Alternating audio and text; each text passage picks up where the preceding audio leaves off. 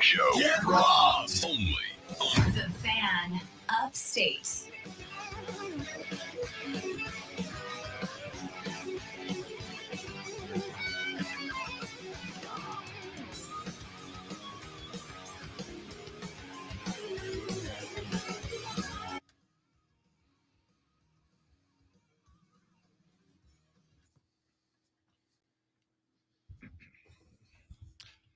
Man, look, it very simply was defensive holding. That's just all it comes down to. It just was defensive holding. There was no script. It was not rigged. The game was not stolen. It just very simply was defensive holding. Ladies and gentlemen, happy Monday morning and welcome into another rousing rendition of the Rob Brown Show right here on the Fan Upstate. How do you do, Upstate South Carolina? Hello, America. What up, world? Welcome in. Great to have you all once again. I am Rob Brown. Directly across from me, the man who has worn a smile for about the last 10 consecutive hours. He is a world champion celebrator. Ladies and gentlemen, noted Kansas City Chiefs fan, the great one, Lonzo. How you feeling, dog? I was just going to say, I got up this morning and thought, I'm going to wear some Kansas City gear today. I haven't done that in a while. I have no reason why I should do that. And it was like, yeah, it looks good. That's what I'm going to wear. So that's a dope shirt, by the way. That's what I did. Yeah. Now that's from the last Super Bowl. Yeah, if I had the one from this Super Bowl, then I know you had the script. Yes, which I did. Yeah. And I think if you no panic from Lonzo, he was sending me funny jokes about Steph Curry's dad during the Super Bowl. You didn't see the commercial? No, I was in the bathroom when you said it. I was like, oh man, you need to look it up. It's an entire commercial about the binky, the binky dad. He forgot the binky.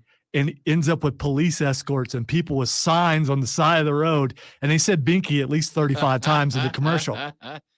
I will have to go check it out. We are going to break down every element of last night's Super Bowl Sunday on today's show. Obviously, the game itself as the Kansas City Chiefs put away the Philadelphia Eagles last night. Can I ask the audience to please pass this on? Quit having a losing attitude and losing mentality. You know who has hashtag rigged trending? Losers. That's what happens. Okay, I get except fans of the New Orleans Saints in 2019. Yeah. Okay. Right. I get that. Oh, it's Roger Goodell. Oh, it's the officiating. Oh, it's this. What a good game. You go take away from I would say one of the better Super Bowls of all time. It could have went to overtime, man. What a great game. And in the end, and I'm sure we're going to break it down, great coaching right at the end. And I got to explain something to my daughter about why things went the way they did. And I'll wait till you get to that. And, but stop with the losing mentality. Okay. Your team didn't win. Chances are your team wasn't there. So you automatically go against Kansas City because you feel like they're the team of destiny. No, that was Buffalo. Buffalo was the team of destiny. Buffalo was scripted to win all this, and they didn't go there. So you guys stop it. Just stop blaming everything. Can't you just sit back and enjoy the game without looking for a reason to blame things? I mean, there are entire late night 3-hour radio shows dedicated to looking for things that don't exist. So no, people can't do that. They want allegedly, by the way, Coast to Coast is an awesome show. Oh, I'm not saying it's not awesome. I'm just saying it is what it is. The truth is out there, Rob. And they're shooting it down over Michigan. I would like before we get going too far into the show today, I would very much like to thank ET for pushing pause on the invasion to let us enjoy the Super Bowl, right? Like, I'm at this point convinced that if these things are UFOs, and they are UFOs, and that we don't know. Yeah, they don't know what they are. I don't know what that is. Shoot it. If they are extraterrestrial spacecraft, I would like to thank ET for pushing pause, and I can say we can go ahead and work on a assumption that they are friendly. Based on the fact that they got here, got one of their ships blasted over Lake Huron, and then went, oh, wait. They're all excited about this athletic competition that they're having. Let's push pause until the game's over. So don't be surprised if we see another landing craft today. Yeah, well, Also, by the right. way, I do not believe they are ETs. All right? I just don't. I'm not saying there's not something fishy going on with the hexagons and cubes and balloons being shot out of the sky repeatedly. It could be one of those things where an astronomer spotted the Chinese balloon and then put it on the radar, and everyone knows that it's up there. And now the government has to acknowledge and have to shoot it down at some point. And then they realize there's like 35,000 balloons up there. This just suddenly, like, they went up a little bit higher, and it's nothing but balloons. Well, the one over Lake Huron was only like 20,000 feet, right? Like, that was the problem with that one, was it was low enough that it would have interfered with basic commercial air flight. I don't know. It's weird. And I think you could buy a balloon on eBay and probably fly it kind of high, and suddenly, hey, everybody's flying balloons. There's just a lot of things to cover up the alien invasion. Yeah, that's what you got to do. Either way, the aliens push. We got one. Hey, before we all die, incinerated from extraterrestrials, at least I got to see the Chiefs win one more Super Bowl. There's that. If we all get act out of existence, Lonzo's going out of champ and he's feeling good. I got me one more. Act. Let's do this. Let's see them aliens. All right, let's open up with the Bradbury thing, right? Because it just was defensive holding, ladies and gentlemen. You don't have to like it, and I know the majority of you do not. In fact, let's go, Lonzo. Let's go to clip 2E. This is the audio from the play that you can't say any one play definitively won or lost you a game. I mean, if Jalen doesn't fumble the ball. By the way, Lonzo, do you remember specifically what defensive player for the Kansas City Chiefs I said needed to have a day if the Chiefs were going to win? Yes, I do. The one who picked up that fumble and took it back for a touchdown. Linebacker Nick Bolton, ladies and gentlemen. Sometimes you boys know what they're talking about. And we also talked about Pacheco had to have a really good game. And he did. And I think I might have mentioned Kadarius Toney, possibly. Yep. Who, by the way, had the longest punt return in the Super Bowl to date, 65 yards. So close. It was he needed one close. more. Just needed one more. By the way, because none of you care, Lonzo, I was 4.5 Kenneth Gainwell receiving yards or a Kenneth Gainwell touchdown, which got called back to open the game. If he scores on that game, Rob Brown's buying some very expensive bourbon today. And both of them fell because Gainwell didn't get 5 yards receiving or a touchdown. Absolutely infuriating. Anyway. That's why they call it gambling, Rob. I don't know, Jim. All right, let's get this. This is the audio. That seemed like that hurt. That was my. I've fallen in love with unprepared Tony Romo sounds now. This is the audio from the play that sailed over the head of Juju Smith-Schuster that, air quotes, cost the Eagles the game.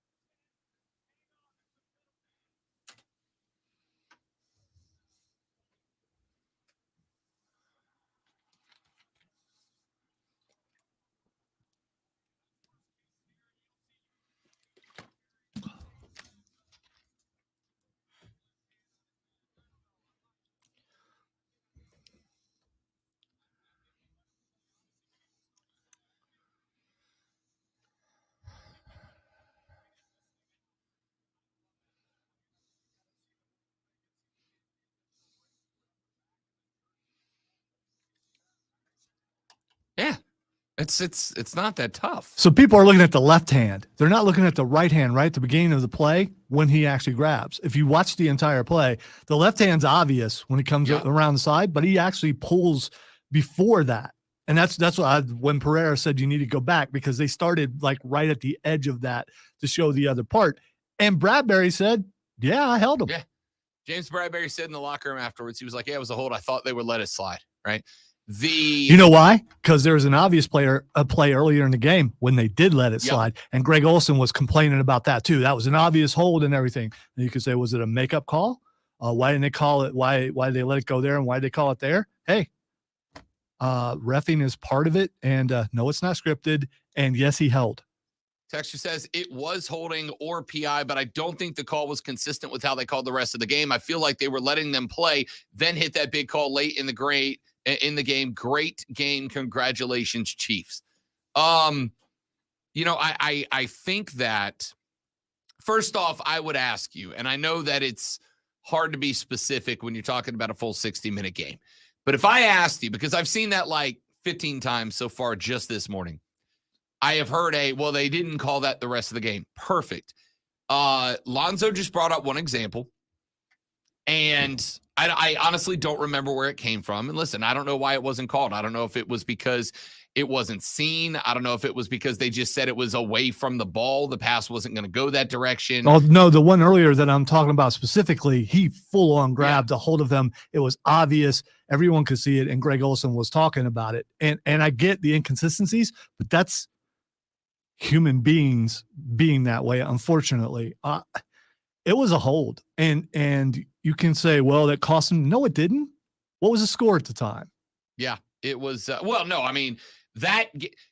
No one play is going to cost you a game except the 2019 NFC Championship game. But the outside of that one game. If you want to talk about one play, how about when Jalen Hurts went to switch hands and fumbled the ball? The fumble fumble scoop and score could be in that. That was a touchdown that the defense scored, not the offense. So, I mean, you can look at it that way. There's 7 to 10 plays in that game that if they go the other direction, the outcome of the game might be different. But just because I wanted to have fun and also am a bit of a masochist, I decided last night after I saw the initial handful of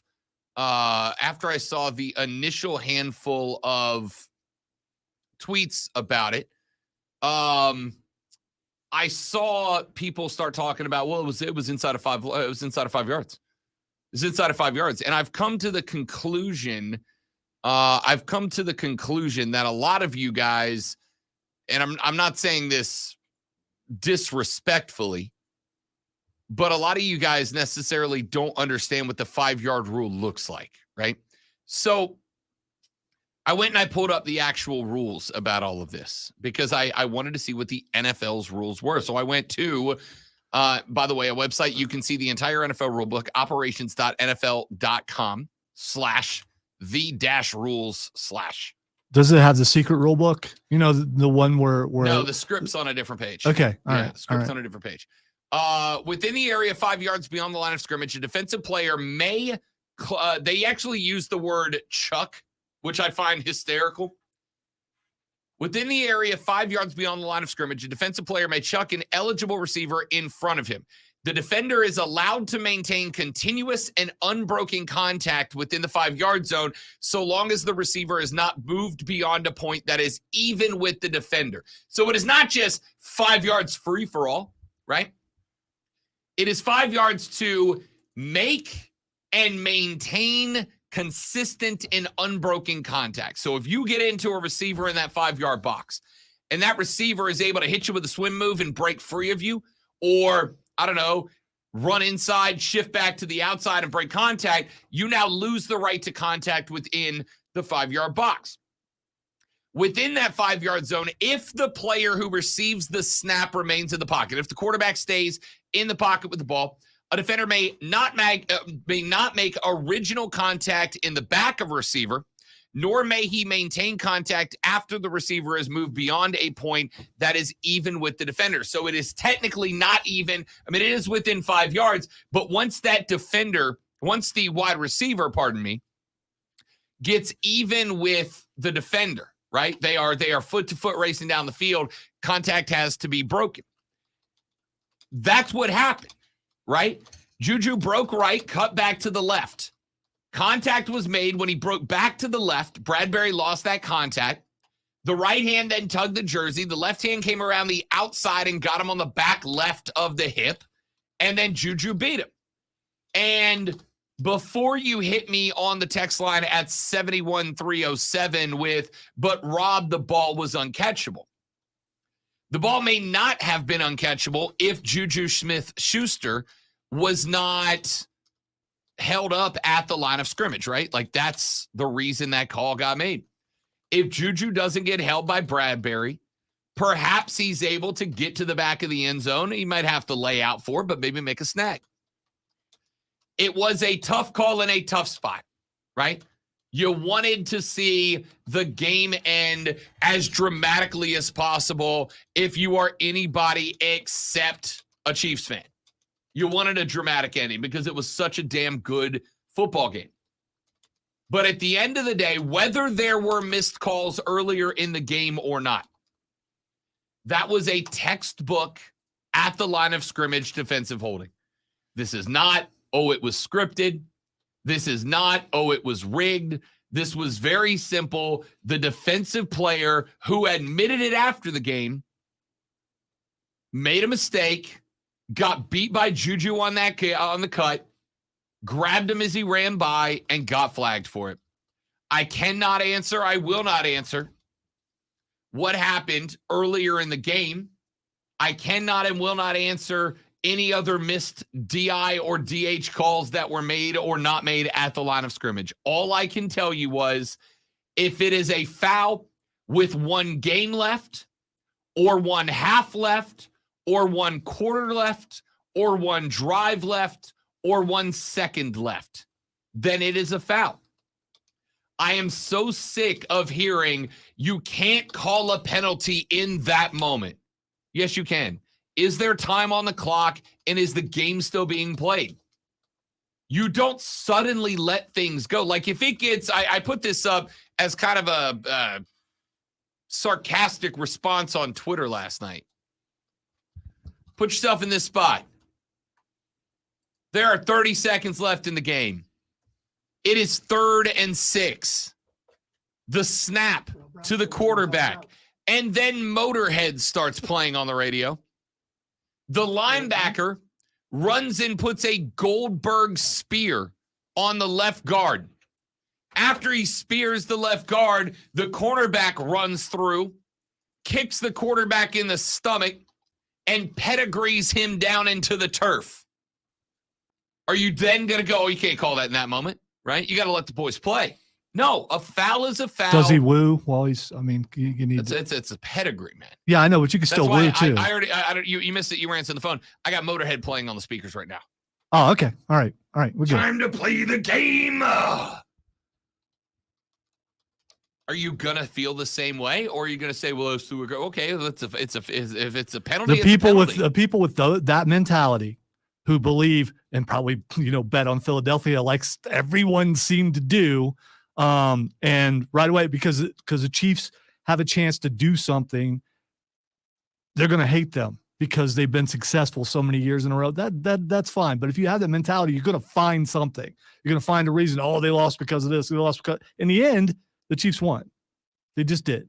Deal with it. So I'm gonna go with there are a lot of franchise who reach or threaten dynastic proportion, right? I'm sure there are a bunch of people out there that dislike anybody who wins it multiple times in a short period of time. But I don't think I will give credit to the people making this call. I don't think this is a anti-Chiefs take. I think this was, we had 58 minutes of one of the most compelling Super Bowls ever, and then a knee run the clock, walk-off field goal ending instead of what they wanted, which was an uber dramatic, can the Eagles go 50 or 60, 70 yards in a minute and 11 with one timeout and score a dramatic game-winning touchdown. They wanted a more dramatic ending than they felt that they got. I don't think there's a bunch of people I'm sure there are some people, but I don't think it's like Brady when everybody wanted to see Brady lose because they hate Brady. I want to live in the world you're living in right now because there are a lot of people out there that just wanted the Chiefs to lose. No, I just think you're more sensitive to it because you're a Chiefs fan. I am not sensitive anywhere in my entire body. Travis Kelce said a bunch of bad words last night. Were you mad at him? I couldn't hear him because someone did their job. I got 3 texts last night like, Is Lonzo going to hate Travis Kelce now? By the way, I don't hate you if you curse. I don't get where that. That's true. Lonzo would have kicked me out of this building years ago. Well, I would be on an island alone. Sometimes I feel like I'm there, but that's fine. The island of Lonzo Vinci. Let me get Chris in here. Yes, it's definitely the island of relevancy. Let me get Chris in here real quick before we run to the break. Chris, welcome back, big fella. Good to have you. What's happening, gentlemen? How you doing? We're going to hit some rapid fire here, if you don't mind. You got about a minute and 15 seconds. Go ahead. All right, let's do the best I can here. One of the things people need to realize if they're talking about things that are rigged, there's a very important philosophical theorem out there called Hanlon's razor. What Hanlon's razor says is never attribute to malice that which can easily be explained by incompetence. That's going to be most officiating decisions that you're going to find in any sport. And when it comes to the game last night, one of the things I don't think we talked about enough is the proof that Jalen Hurts can be that dude and is that dude. The windows that he was putting balls into last night, when there were still questions about his ability as a quarterback, were absolutely amazing. That A.J. Brown touchdown was incredible. Yeah, and the Dallas Goedert catch at sidelines, it was just incredible to watch the windows he was fitting it into. A couple other things to note. With this Super Bowl last night, Patrick Mahomes and the Kansas City Chiefs, now the team with the largest salary cap percentage at the quarterback position ever to win a Super Bowl. It's interesting to note it had been a long time since a team with that large of a cap hit at the quarterback position was able to pull off a Super Bowl win. And it goes to show just how great Mahomes is. You lose your number one receiver, you're surrounded by cast-offs at the receiver position, and still able to pull together a team that's able to win a Super Bowl. Not only a great job by the GM, but obviously Mahomes is a special kind of player. And and the other thing that I want to say real quick before I go, Travis Kelce with the post-game interview, I'm sorry, Lonzo, but in the words of Alicia Silverspoon in Clueless with one of the commercials last night, gag me with a spoon. You mean to act like you were some massive underdog? Thank you. Please, nobody is buying that crap. You trying your WWE promo in front of everybody. I'm sorry, nobody's buying it. You can play this chip on your shoulder, me against the world crap. You have the most valuable player in the league. All right. Hey, Chris, real quick. You know who it mattered to? Everyone in the Chiefs locker room who had that mentality and went out and played that way. And what a minuscule, weak mentality you have to go out and play your best to create some boogeyman out there that the man's holding me down, that they're not talking nice about me. What a weak mindset and mentality. I'd be embarrassed to be a fan, but that's just me. That's just how I roll. Chris, thanks for the phone call, buddy. I will say, and for all you people who think I, hang up on people who disagree with me, I let Chris go.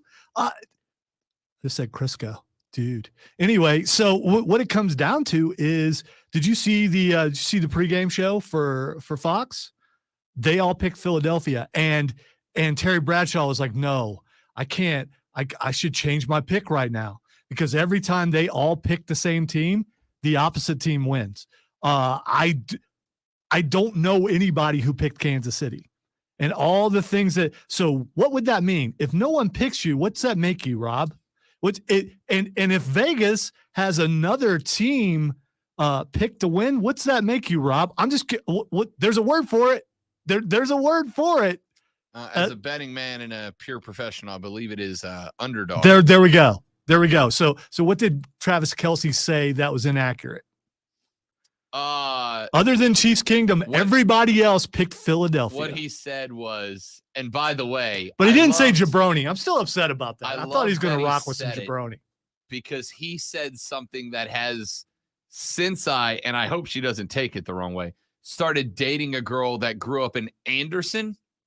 Ain't none one of y'all talked about us. Like, dude, you were 13-1 at one point. Like, yeah, we were all talking about you. Ain't one of y'all talking about us. Yeah, you know what they were talking about? They're talking about how Joe Burrow has surpassed Patrick Mahomes. They're talking about a single person say that. Ain't a single person said that. Not one person Rob, said Joe Burrow passed Mahomes. Nobody. Rob, they said that Mahomes couldn't beat him and that they had won 3 in a row. And the narrative was that Joe Burrow was the best quarterback in the NFL. I saw it. You want me to go? I mean, after the show, I will try to find the video footage of this. I don't know why I need to do this to prove to you. You should just automatically believe that I'm telling the truth. That's fine. You question my honesty. I think we probably need to go to break. Ain't none one of y'all talked about us. All right, let's take a break. Coming up on the show, obviously, we got to break down Riri's halftime performance. We got to break down our favorite commercials from last night, but more importantly, we got to keep breaking this game down. Chris is right. Jalen Hurts showed last night he can be a dog. Back after this on the Rob Brown Show on the Fan Upstate. All right, guys, got a live read. Stay right there. Be right back.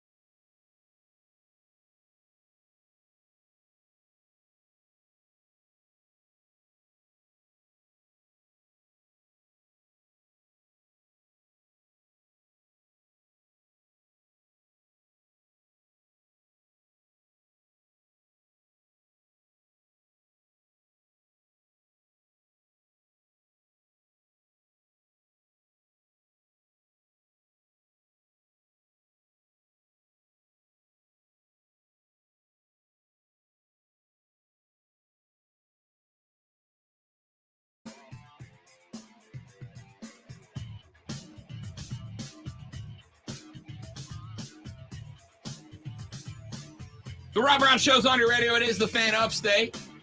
Rob Lonzo and you. I got to ask the question of the great one. The commercial for the Flash movie. It's a Batman movie, right? It's just a Batman movie. Well, you could look at it and say it's a Supergirl movie. No, it's a Batman movie. It's a Supergirl movie. No. It's a Batman movie. It's not a. You have 4 Batmans. You have all the Batmans. You have all the old Batman stuff, all the new Batman stuff. Like, I get that. It's kind of like how Avengers Civil War was a Captain America Iron Man movie, but that was a Batman movie. I'm 100% going to see it. I mean, I'm pretty excited about it, but I already knew all this stuff. So, but they showed Michael Keaton as Batman. It's a Batman movie. Yeah, but that's already was announced. I know and that, everything. but it was still was, okay. First off, I'm saying it was cool to see Michael Keaton's Batman. Yeah, it was. But also, it was a Batman movie. But here's the thing: you think that's Bruce Wayne. It's Michael Keaton as Batman. You think that's Bruce Wayne? That's an actor portraying Batman. You think that's Bruce Wayne? Do you know for sure that's Bruce Wayne?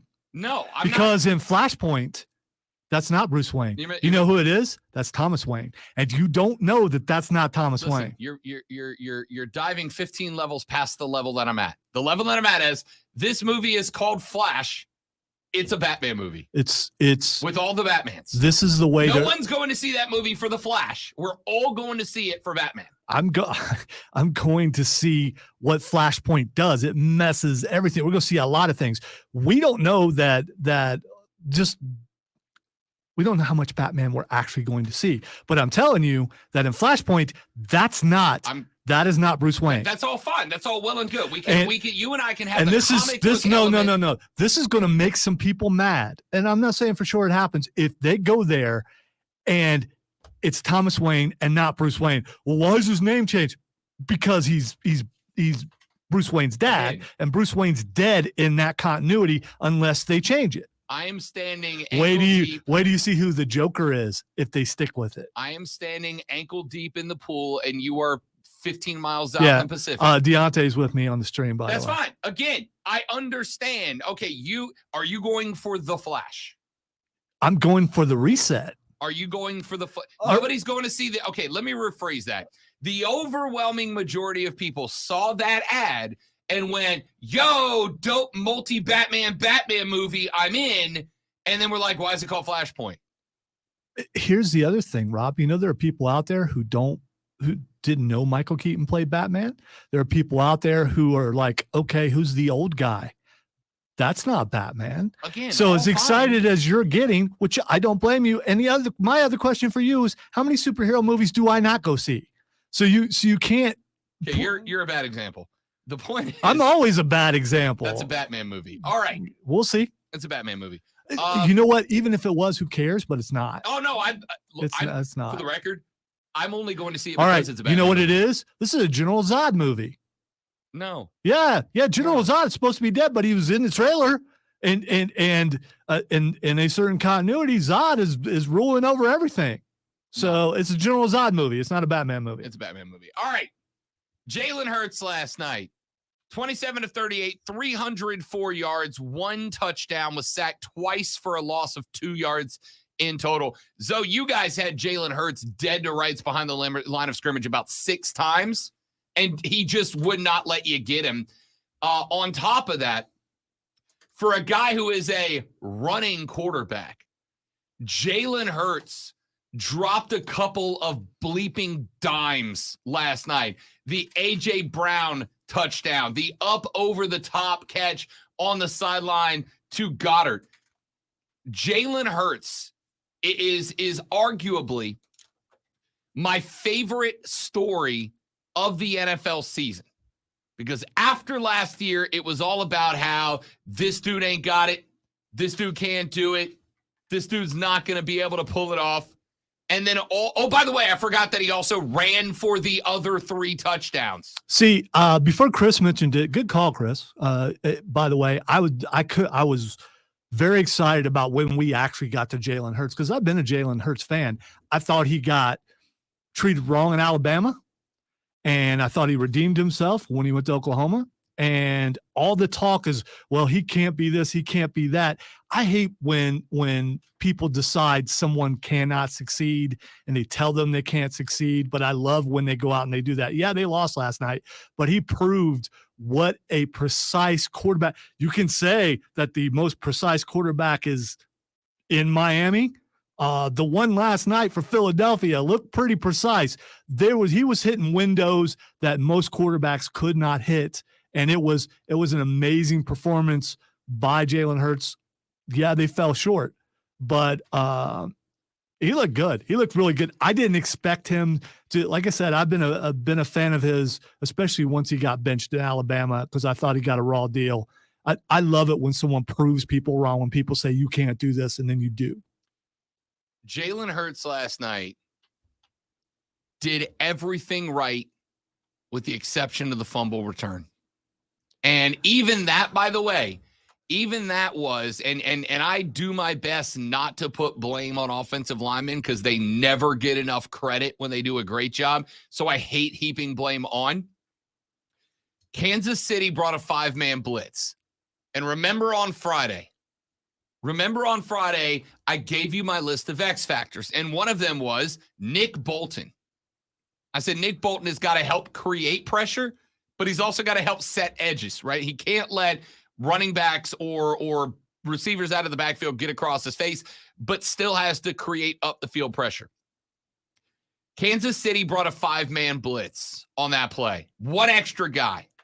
On the left-hand side, they were manned up, and then they had to worry on the opposite side about the stronger side of Kansas City's rush. And also, Kansas City looked like they were going to blitz left. They came from Philly's right. The Philly offensive line shifted everybody one position to the left. They had to tackle one-on-one on the defensive end to kick him out. They shifted everybody down and left. But the problem was they sent the guard left as well. And so when the guard left and the tackle went right for the kickoff, Nick Bolton had a straight look at Jalen Hurts. And he took it. I mean, just pinned the ears back and went after it. Hurts had the ball in his left hand, stepped up into the pocket, thinking a pocket was going to form, recognized Bolton was coming.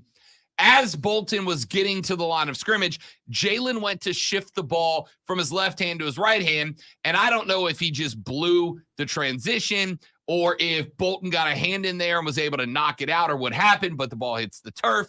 Nick Bolton then picks it up, takes it to the house, and the Chiefs are right back into this thing. It's a 10-point lead at the half. It would have been absolutely understandable, disappointing, but understandable if that would have rattled Jalen Hurts and we saw a different dude in the second half, but we did not. We did. Jalen Hurts came out in the second half, scored the octopus in the fourth quarter, put Philly right back into that game, and then did everything else right in the process. The only thing that disappointed me about Philly, and this is why, you want to know why Philly lost the game last night? It's very simple. Kenneth Gainwell, 7 carries for 21 yards. Miles Sanders, 7 carries for 16 yards. Boston Scott, 3 carries for 8 yards. The Eagles put a $115 in the rushing category, and well more than half of them were Jalen Hurts on 15 carries for 70 yards, and all he did was punch it in 3 times. Now, I didn't see a lot of complaints about the double running back bush push on Jalen, right? When they line up 2 backs, they give the old QB sneak, and both running backs would come up, slam into the back of Jalen Hurts, and just push the pile forward. But hey, man, that's what linebackers are for, right? You were matched up, win the battle at the line of scrimmage. The problem was Philly was winning the battle at the line of scrimmage, but the running backs just could not figure out a way to get through the hole and up the field to help Jalen out. That's why Philly lost this football game, because they just could not get any run game going outside of Jalen Hurts. And when that was the case, and it became obvious that that was the case, Jalen Hurts went to work. My favorite storyline of the NFL season was the fact that Jalen Hurts spent an entire offseason being told, you ain't the guy, you can't get it done, You don't have the arm accuracy. You're just a guy with legs. And all he did last night was go and put 304 and a touch on the board.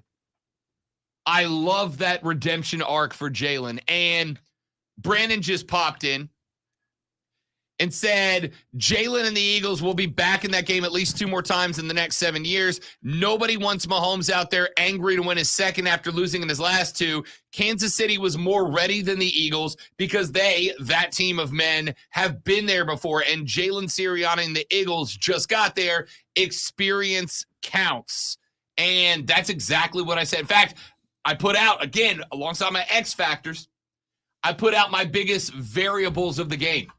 And the last one I hit, and the one I hit the hardest, was that playing in this game can jitter the nerves a little bit. It can jitter the nerves early and out of the gate, which, by the way, Philly and Kansas City both look great. And Philly on the first drive was like, oh, they came to ball. Yeah, because when Andy Reid decided to give them the ball, I'm like, okay, I know why he's doing this. He thinks they're going to be nervous. They're going to make a mistake, and they didn't. They looked strong and went right down the field. They did. They went down the field. They put 7 up on the board. It looked great. By the way, those Super Bowl nerves, I get that every morning before the show starts because I get to work with Rob Brown. You guys don't get to do that, so you don't know what it feels like. It's it can be daunting at times, but always a pleasure. Mine. So the experience late in that game, right? Andy Reid did something that I don't think a lot of coaches would have the stones to do, but he knew his team and he knew what the pressure was like on a defense that late in the Super Bowl, right? The 2 touchdown passes for Mahomes in the second half, both to running backs or split out or slot receivers coming across, right? He went to the right one time. He went to the left one time. It was the same play, just flipped over. In fact, the play call that Bradbury got called for the defensive holding on was the same play a third time, right? They scored right one time. They went left that time. Bradbury got the hold called on him. And that was a case of not only Andy Reid making some outstanding second half adjustments, but it was also Andy Reid seeing that this team is panicking. They are blowing assignments on the edge when we put a man in motion across the middle. So we're just going to keep doing that. And it worked beautifully. That is what happens when you have a team that's not shooketh at the end of a Super Bowl. Nick Sirianni, Jalen Hurts, now they've been here. Now they've done it. Now they know what it feels like to not play in that game, but to lose in that game. I agree with Brandon. The Eagles will be back. I hate it, but the Eagles will be back. Let's take a break. We'll come back here in just a minute. I am Rob Brown. The great Melanza's at the board. You're listening to the Rob Brown Show. You're listening to the Fan Upstate. All right, I'm going to go listen to that clip. We won't play it. No. I got to go to the bathroom. I got it. Well, because I can't unmute it when I come back if you mute us. Be right back.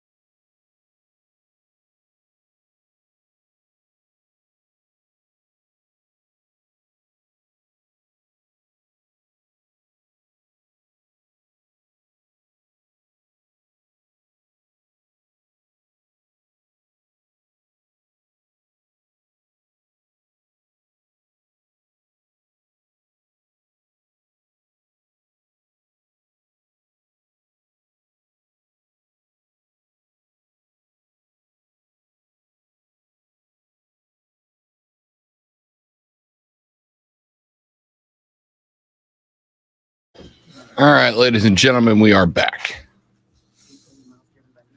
That's exactly why we're doing it, Steven. You're absolutely right.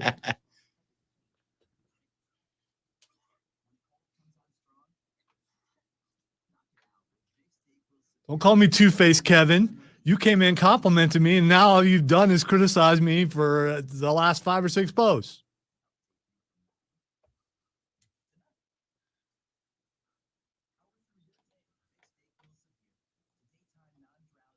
Quote Wayne's World, Damien.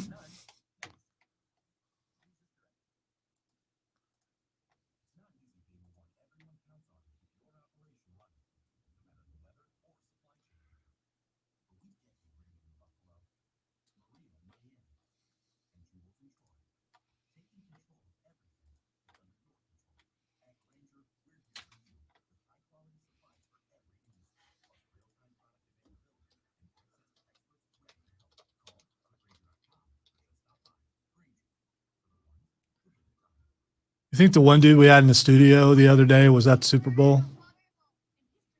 The one who said he was flying to Kansas City? No. Well, probably not. I do know that Rob Lowe, the actor, It's as if I know any other Rob Lowe, but right. I mean, you know. Rob Lowe, the very famous actor, showed up at the Clash at the Coliseum wearing a Spire Motorsports hat. Spire's the guys he worked for.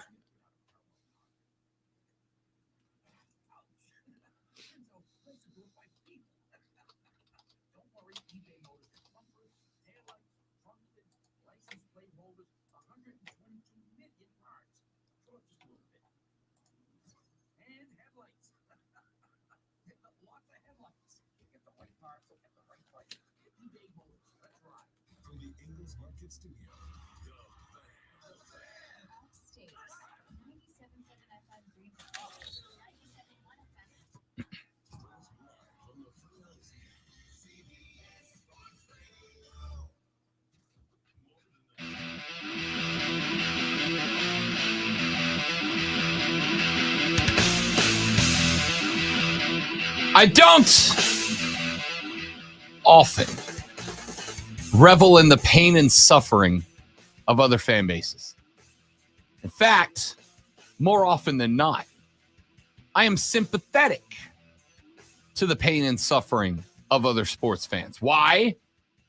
Because I have been pained and suffered many times in my life as a sports fan. And probably will be a bunch coming up, including being spurned. Are we going to talk about that? I don't know if we're talking about that or not. But anyway, go ahead. Wait, who am I getting spurned by? Let's talk about your Saints being we suck. Being spurned. Yeah. By by a certain quarterback. We took Derek Carr out to a nice steak dinner, and then he flew back to Vegas and was like, thanks for the dinner, suckers. We'll talk about that in the next hour. But I said I don't often revel in the pain and suffering of other teams. However, there are a few teams that I do. The Philadelphia Eagles are very high on that list. Yesterday evening, after the Philadelphia Eagles lost the Super Bowl to the Kansas City Chiefs, Eagles fans took to the streets to voice their displeasure with their team losing a football game. And I have, ladies and gentlemen, audio from the riots. Riots is a loose word, but it's Philly, so I'm going to make it as bad as it can be. From the riots last night, here it is, a conglomeration of Eagles fan representing everything that Philly's about.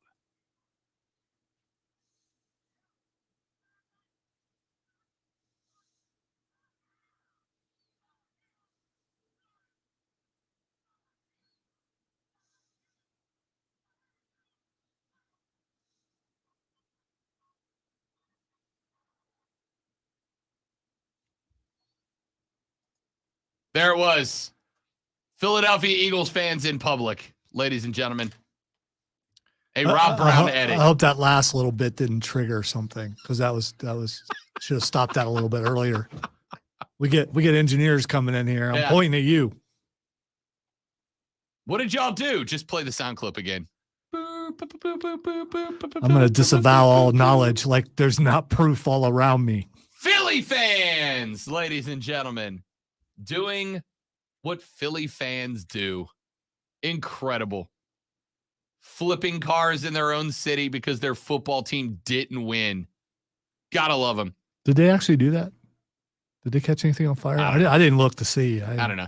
All I know is that at one point, outside of the city capitol, there was at least 2 warnings from police SWAT teams going, "This is your warning. Disperse now. You are violating the peace. Disperse now." Like, do you have to be told? By the way, Philly fans so far lost the Major League Soccer championship this year. They lost the World Series this year. They lost the Super Bowl this year.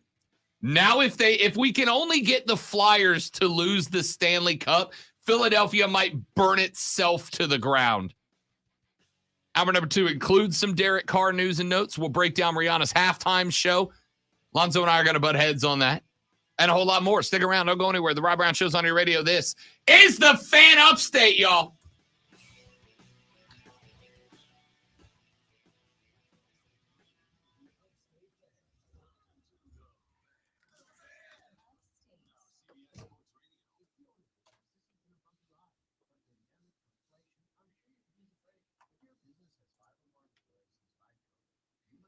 Da-na-na-na-na-na-na-na.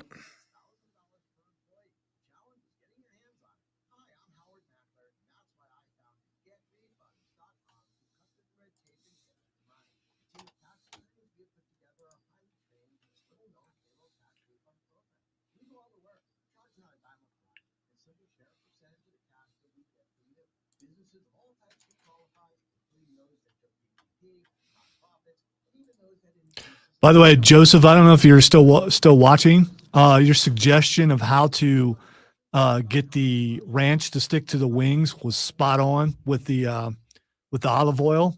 Best ranch wings I've ever made. No one else knows it because I'm the only one who ate them. But now I'll know what to do next time I make them.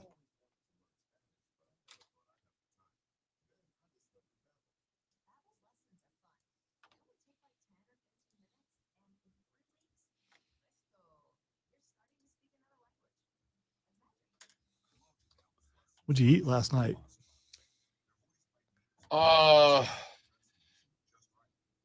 Your boy put on 3.5 pounds while his family was here last weekend. So I tried to be good. I had 1/2 slice of pepperoni pizza. How thick was the crust? It was a thin crust pizza. Okay, all right. So I had 1/2 Does matter. slice of pepperoni pizza. I had 4 chicken wings, baked chicken wings, with no ranch. I had 1 medium-sized scoop of buffalo chicken dip, which was probably the worst thing I had. And I had 6 Yinglings. I'm guessing the calorie intake of the last thing you said probably quadrupled everything. Correct. So why even bother trying to eat right if you're going to do that part? Because I had probably 1,200 calories of beer and probably 1,000 calories of food. But it's like, okay, well, why don't I just do another 1,000 calories? That's 1,000 more calories than I had. Okay.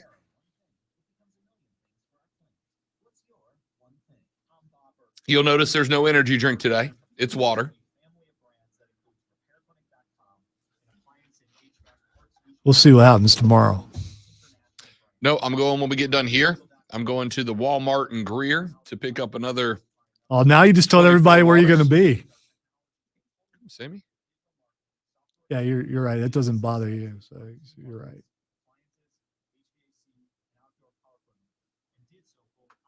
Party at the Walmart in Greer. Everybody come on Come by. on with it.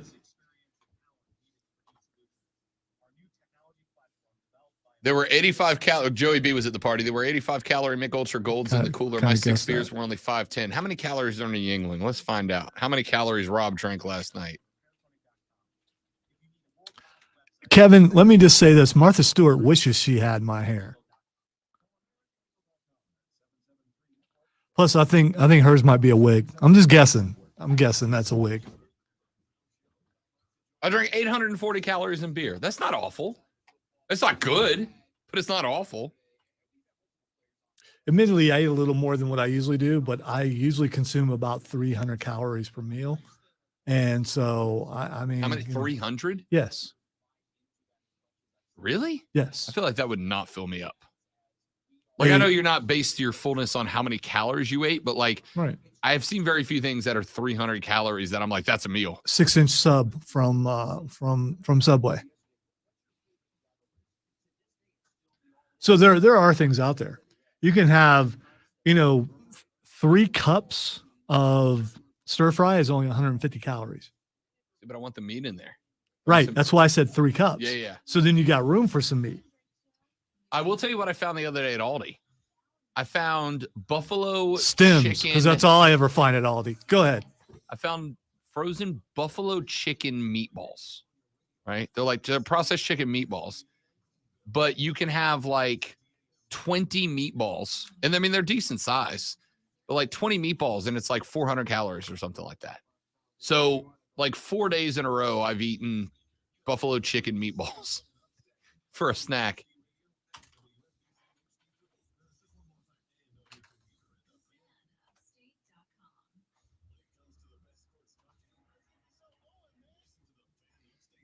Let's run through some audio here from last night. Okie doke.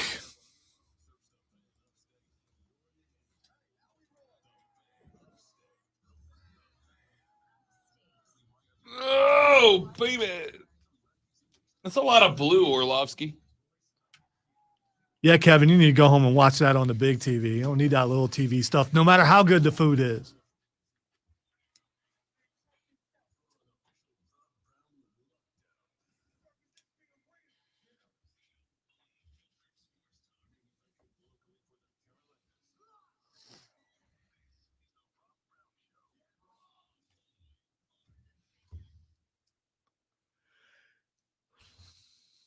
Our numero dos of the Rob Brown Show starts right now. Welcome back, ladies and gentlemen. Great to have you with us on a beautiful upstate Monday morning. I am Rob Brown, the great one Lonzo on the other side of the metaphorical glass. This AM, if you would like to be a part of the radio broadcast, you can do so by calling in at 844-FAN-PHONE, 844-326-3663. You can text us on the text line at 71307, 71307. Start your text with FAN, F-A-N, FAN, F-A-N. We will read them on the air. You can also tweet us at The Rob Brown Show is my Twitter handle. At Lonzo on Word is, shockingly, Lonzo's Twitter handle. Creativity not lacking betwixt the both of us. Lonzo. First half, minutes remaining. Patty Mahomes takes off on a run, goes down, comes up gimp. They show him on the bench, and he had an expression of pain on his face that we did not see in the Jacksonville game when he got the initial ankle injury. Did your gut sink? No. I was definitely concerned for him, especially at the end of the shot where they were showing him on the bench. He put his head down on the shoulder. Yeah, it's like that's when you know it hurts. And I thought about it when the injury first happened. I started thinking more about this. Mahomes dislocated his knee and was back 2 weeks later. I don't know if genetically he's been enhanced or something like that. It could possibly be. I don't know. But he seems to be able to endure a great amount of pain. And the only way he leaves that game is if they force him to, like a couple of weeks ago when he was forced to leave the game for a little while. That's the only way he leaves that game. Was I worried? A little bit, because I don't like seeing anyone in pain. But did I think he was not going to be back? Not for a second. I knew he was coming back. And then he broke off another big run later on. He did. In fact, that was, it was, I called it the Gimp run, because you could if he had both wheels working, he would have been in. Oh yeah.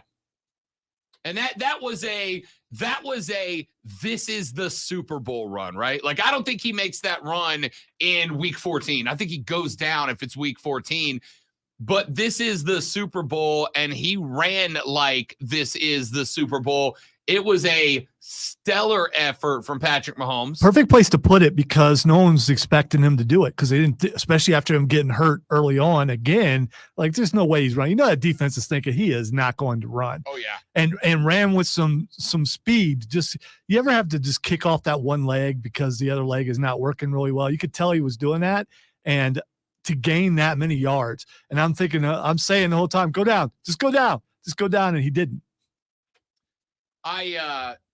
We talked about it last week. In fact, I bet a few Patrick Mahomes under props last night because of my, frankly, fear that knee was just not going to let him get where he needed to be. I took the under in passing yardage, which, I mean, he way was under, right?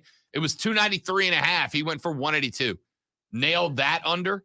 Nailed his rushing. I think his rushing under over. I missed that one because I went under. I think it was like 21.5 when I said it. He got 44 rushing yards, a chunk of which, the majority of which came on that run, which was impressive.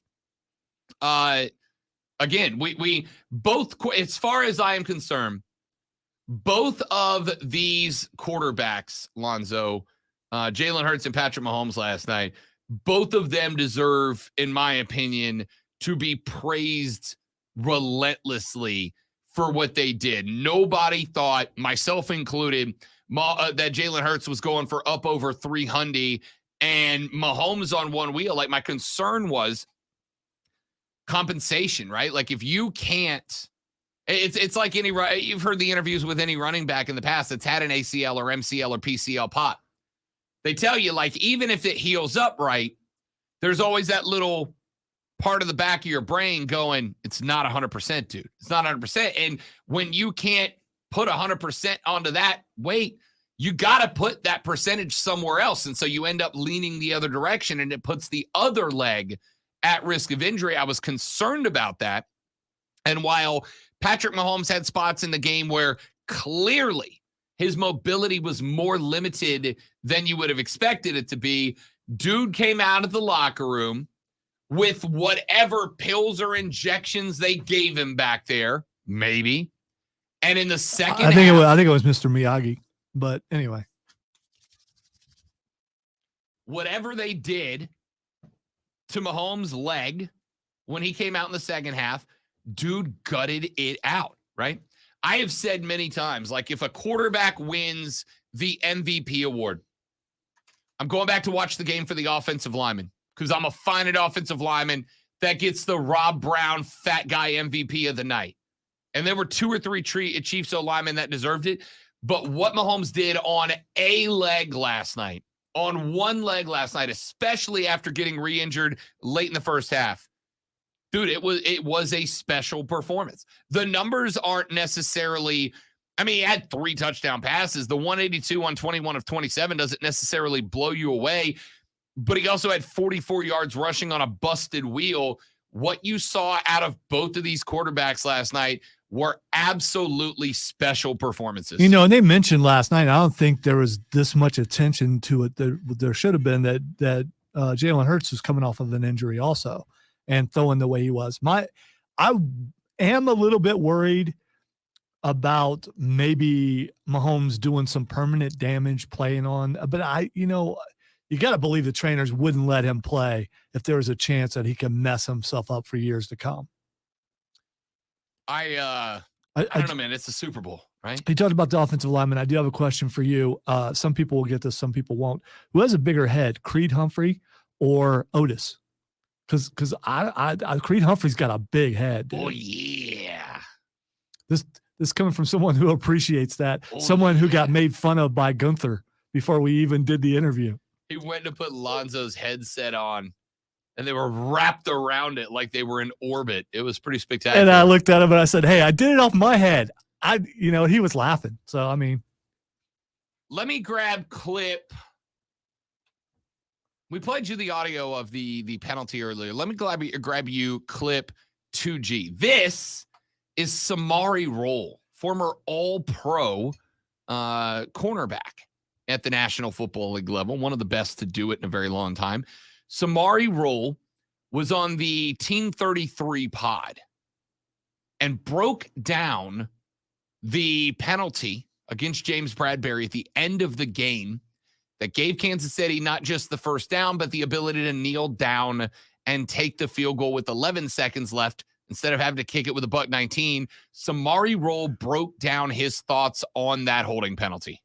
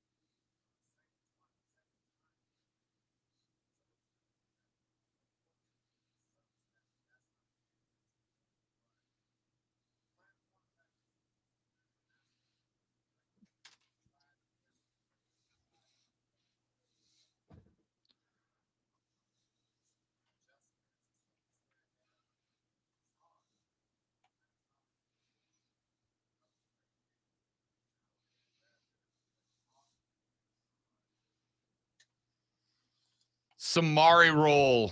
All right. He did say what a lot of people are saying wrongly. It's unfortunate that that's how the game had to end. That's not how the game ended. The Chiefs still had to score.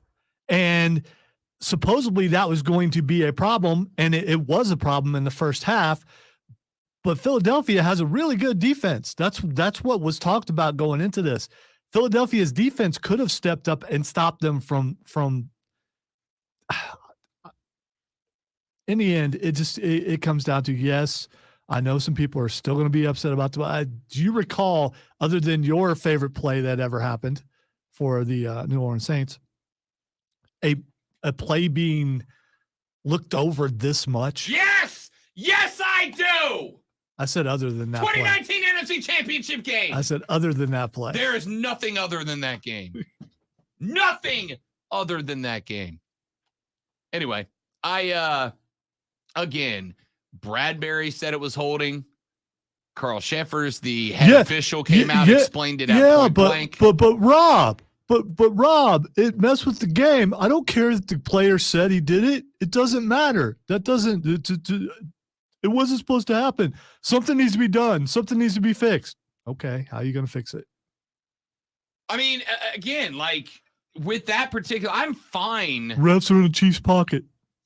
I'm fine with saying that there is a problem with officiating in the NFL. I got no issue with that. But what we have to do is acknowledge when calls are correct. There's problems with officiating in the NBA, in college football, in college basketball, probably in cricket. I don't know. I don't know how that works. More than likely in rugby. Maybe there's no officiating in bowling, so that's probably on the up and up. There is officiating in golf. So, I mean, we have to acknowledge when officials make the right call.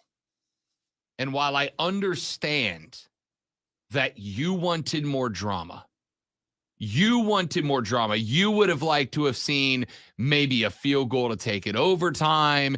Maybe Jalen Hurts goes 85 or 75 or whatever on a 1 minute and 7 second touchdown, game-winning walk-off. Like, I understand that you wanted more drama. But do you understand that you are the one asking for manufactured drama, not the NFL in this case, right?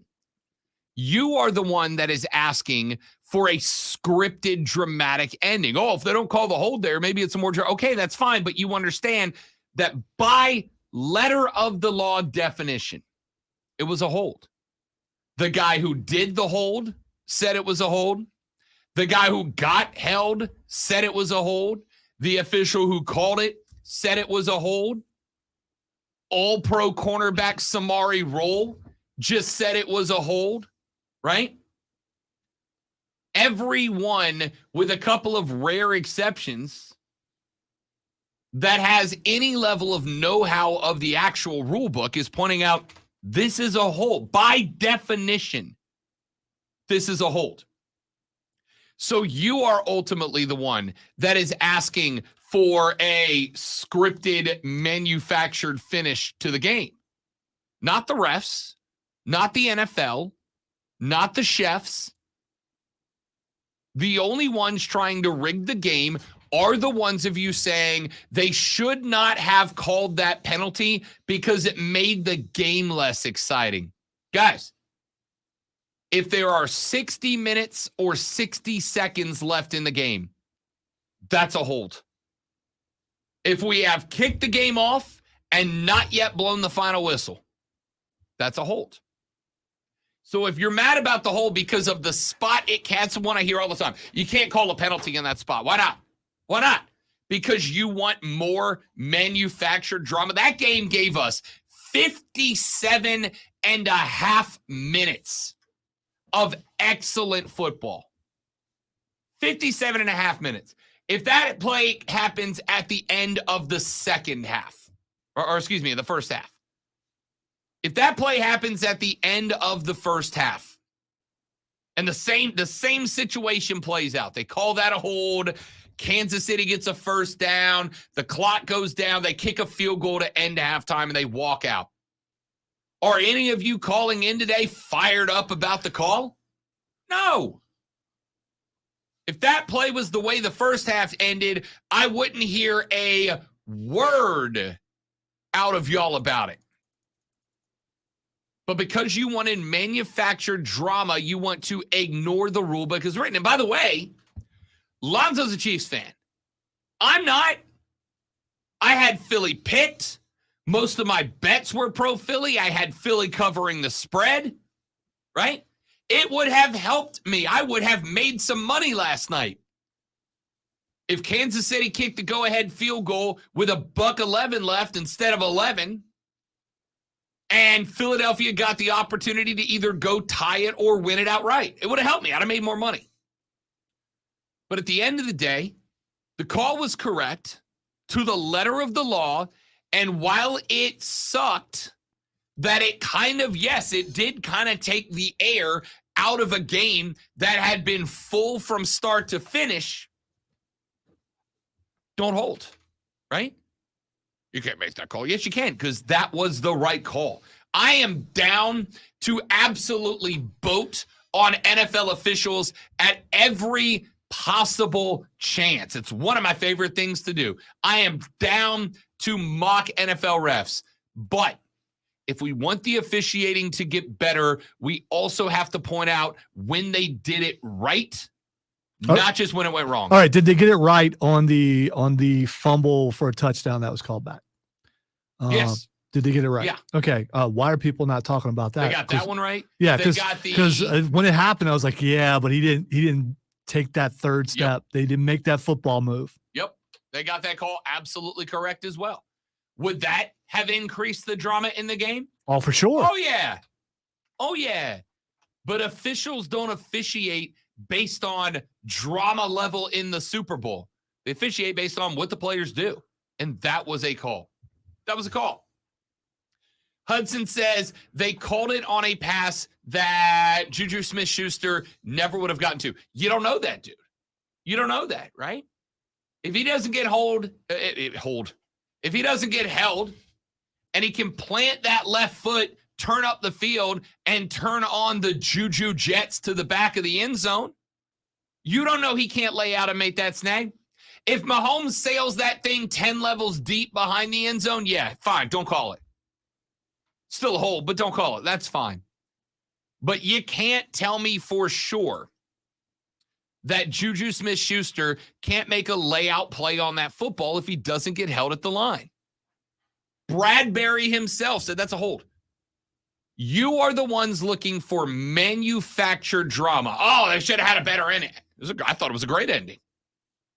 Thought it was a great game start to finish. I enjoyed the. Well, actually, no. I kind of had an attitude all day yesterday. Public apologies to the family for me having a little bit of an attitude because I was concerned. That attitude went away, somewhere around 10 o'clock or so last night. But yeah, instead of what a game.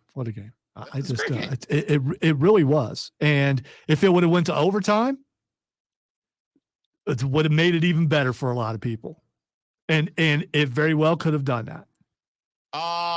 Texter says, Rob, defensive holding that isn't pass interference should not be an automatic first down. That might help some. The offense gets a lot of benefits, including the pushback and the quarterback sneak.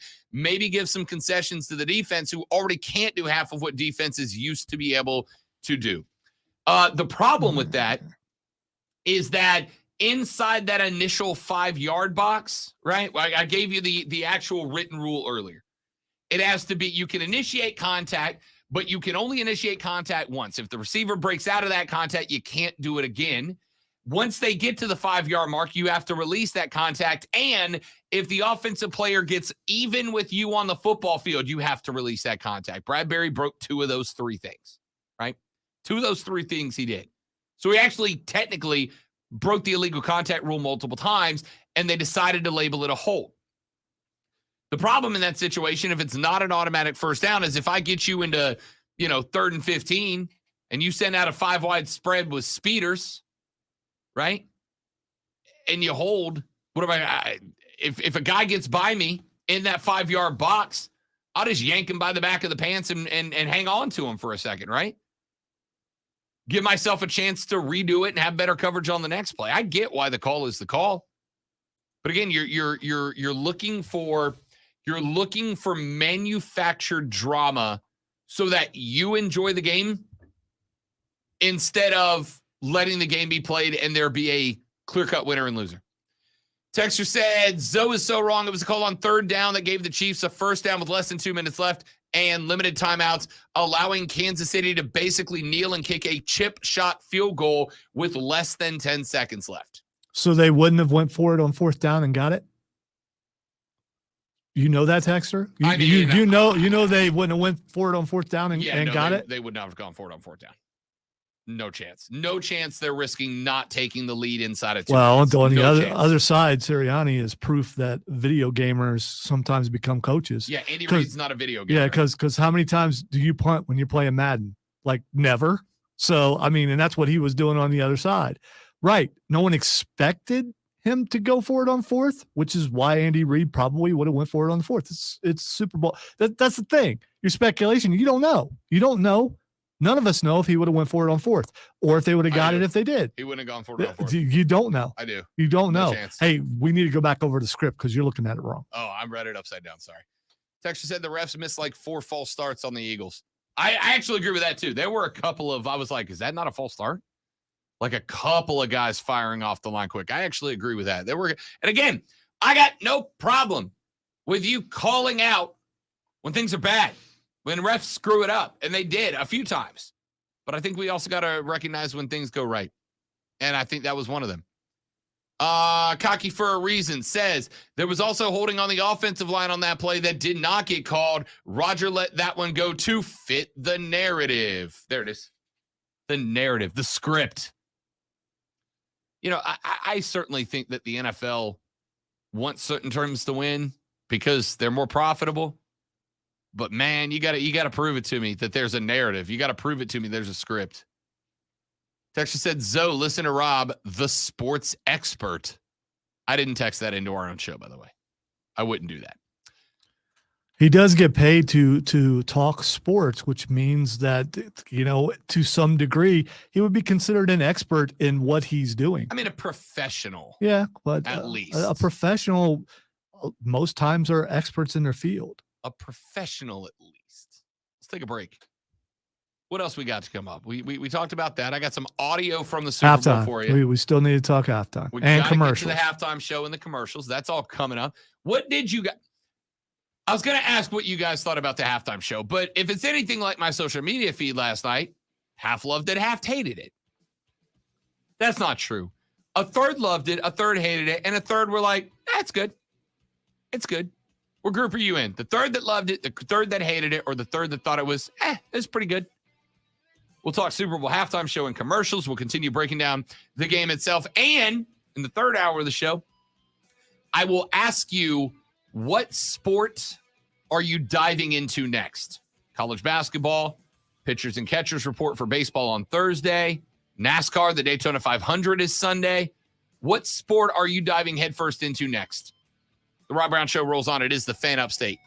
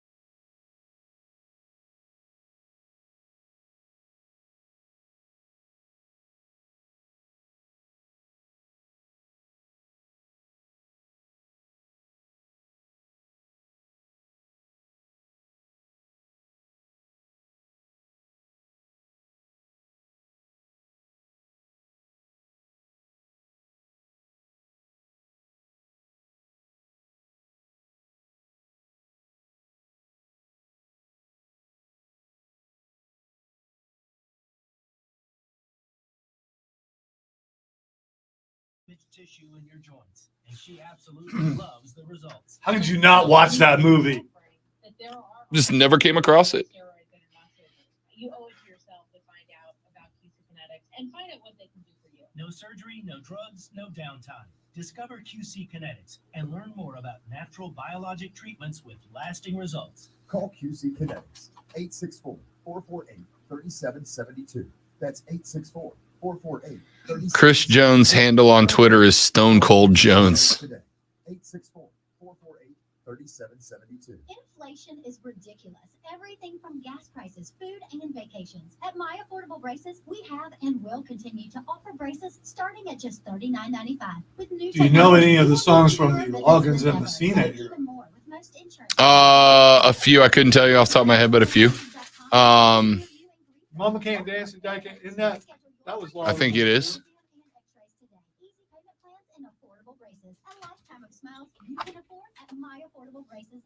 Feed your face with the best jumbo chicken wings around. Delicious. For those of you who don't know what we're talking about, it was just announced that Kenny Loggins is coming to the Peace Center, and you know your boy's going to be there for that. He just wants to hear him sing "Playing with the Boys." Kurt Angle's favorite song. Playing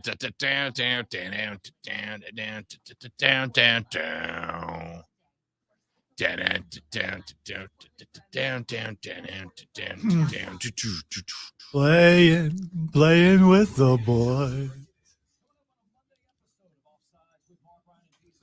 Dang it. Super Bowl champion. So are we in the throes of a dynasty? Are we also in the throes of being attacked by other life forms? We've got onsides or offsides. Chris Phillips joining us on the show. Plus, permanent opponents of the SEC. Number one for real afternoon sports talk. Offsides with Mark Ryan. 3 to 7 on the Upstate. always streaming wherever you are on the Odyssey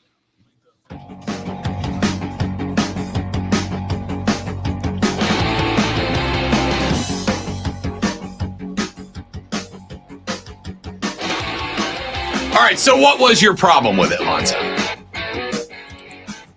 We're coming back from break, Rob. Don't you have to describe what we're talking about? I mean, I think we strive for excellence. I think the people already know. So But you want to talk about the Super Bowl halftime show? that is correct. What problem I have with it? That is correct. There's a thing that I could do right now that I don't know if I should do, and should I go with Grandpa Zoe, because Grandpa Zoe really had a problem with last night, and all the gyrating. Why is there so much gyrating going on my screen?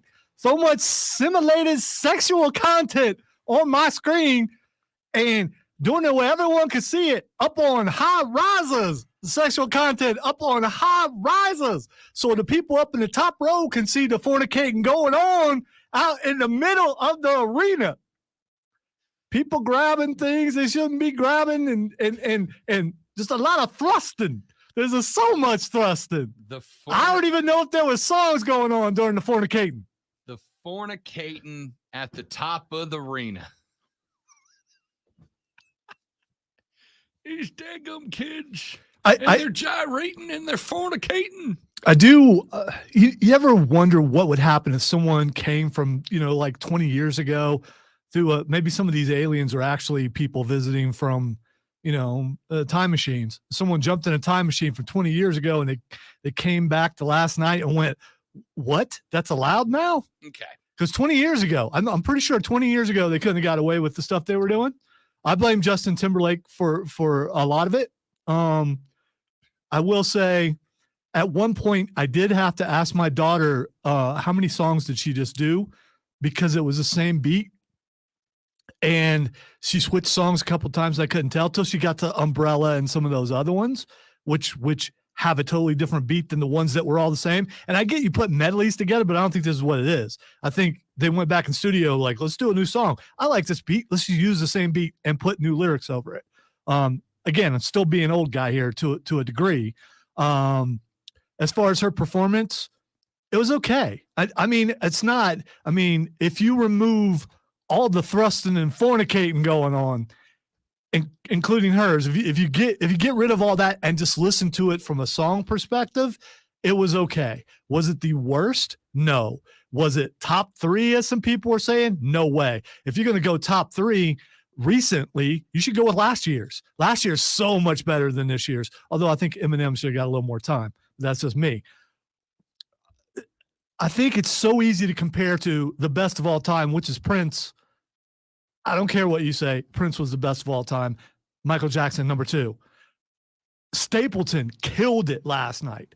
That was. Way, what did I say? Yeah. If he's got an electric guitar, yeah. Hammer the over. Yeah. He was over by like 30 seconds. I abhor country music with all my being, but that dude was soulful, and I already knew he could sing, but he killed that. Stapleton's great. That was the best. And then before that, and you didn't see this, Jason Derulo was on stage with the stinking robots, man. They were out there dancing. Somebody texted me that. They were like, Lonzo's and then gonna at the be end, freaking out at the end, they stood up. And they had something written on their bellies. I don't know, like, we're here and we're taking over. I don't know what it was, but even my wife was like, you know what? That is freaky. Absolutely, it was freaky. So I'm not. I do have a problem with the gyrating, the simulated sexual and the activities, and because I just do. The risers were pretty cool, super dope. And I was that last shot when they backed the sky cam up from her, and she's really looking. Got an image of her with the top of the stadium. That was cool. And man. When she was looking up at the fireworks, I think maybe she saw one of them aliens. There was a look of concern on her face when she looked up. I wonder, did the dancers that are up on the risers get paid more than the ones on the ground? Because wouldn't you want more? You want me to go up there? Oh, yeah. When they sent drone cam up there, they looked a little wobbly. Yeah. They looked a little wobbly. Yeah. All right. Responses to all those things. And I will start with this. As far as the gyrating and the fornicating up in the arena, as Grandpa Zoe so eloquently put it.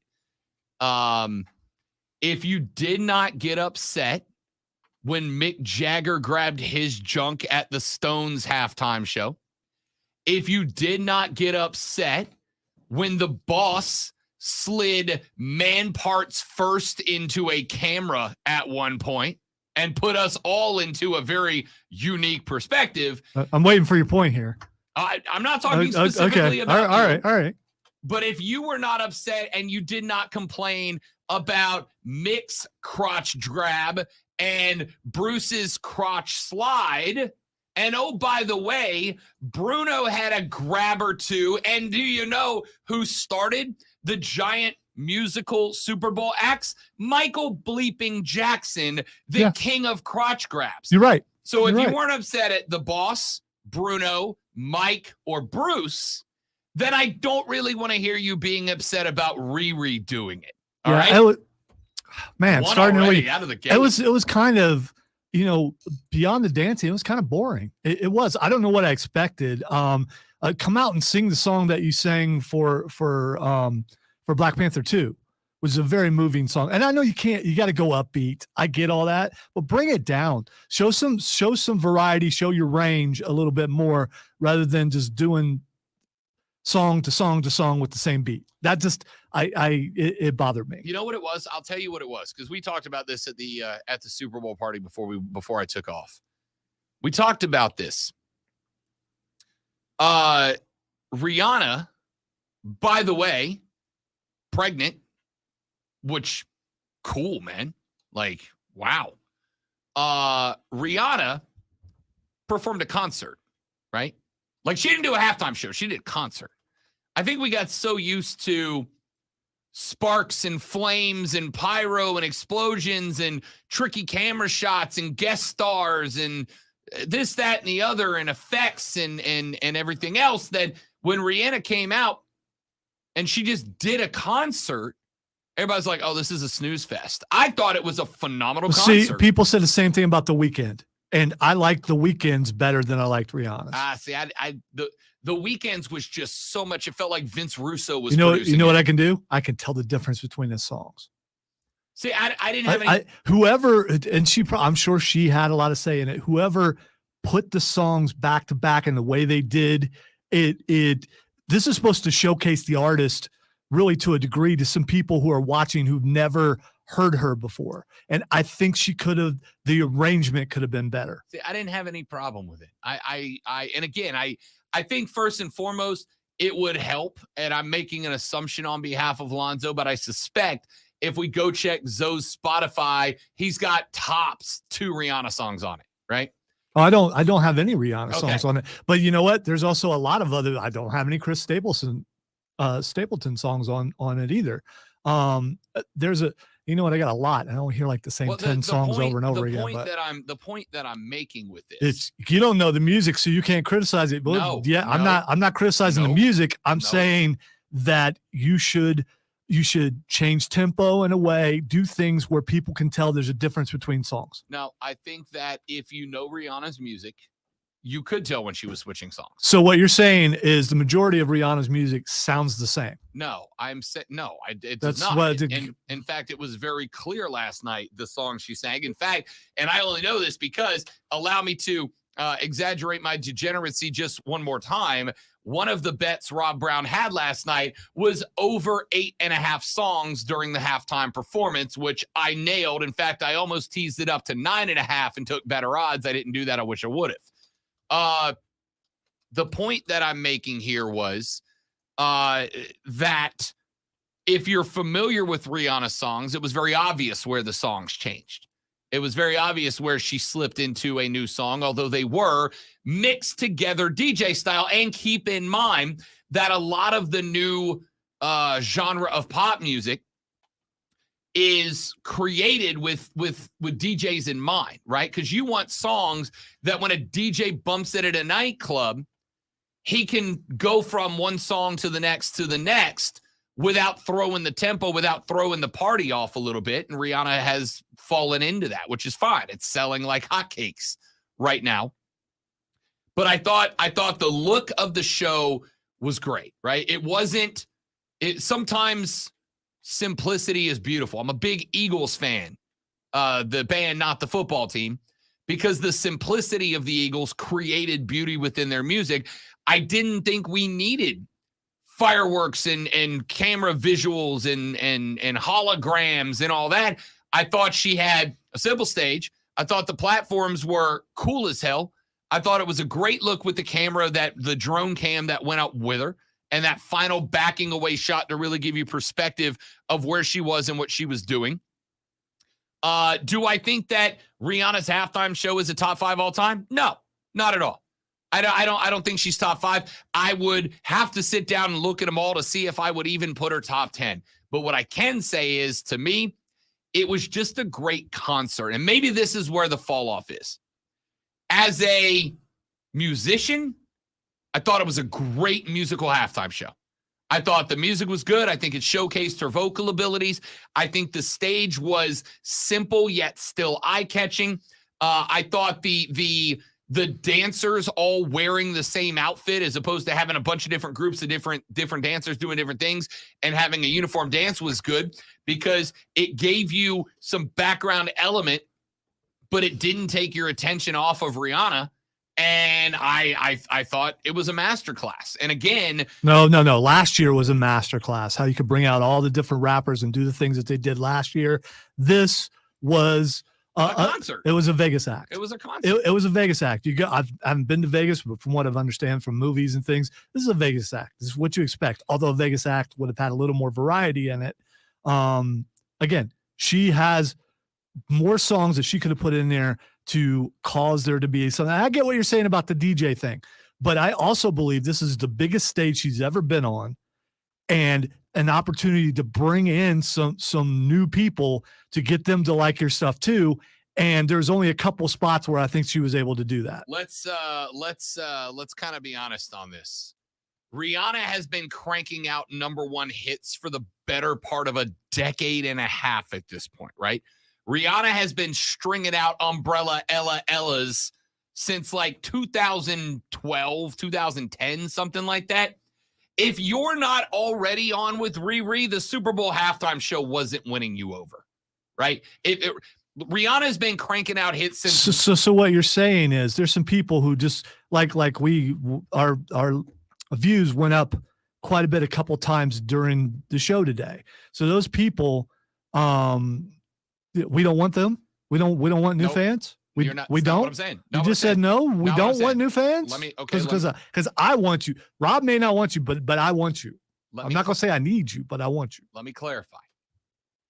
If Rob Brown was on the platform that Rihanna was on, he'd be scared out of his mind, because so would I, because I was really high up there. All right. If Rob Brown was on the metaphorical platform, if I had the platform Rihanna has in terms of my ability to distribute content out there, if I had been doing a sports talk show for a dozen years and was multiple times within that dozen years one of the top 2 or 3 most listened to artists on Spotify, no, I would not be going out of my way to get new listeners. I think you're taking this personal, and I'm not. I don't get that. I'm not taking it personal, because I mean, I haven't heard Rihanna and went, man, I don't like this. Turn this off. Right, exactly. Yeah, it's not like that. When's the last time you pop Rihanna into the search bar? You have not done that either, right? So that what I'm saying here is, Rob, how often do you? I've reached the threshold where I don't listen to new music too much. That's fine. But I'm not being critical of her ability, because obviously she has it. She definitely has it. She's very talented.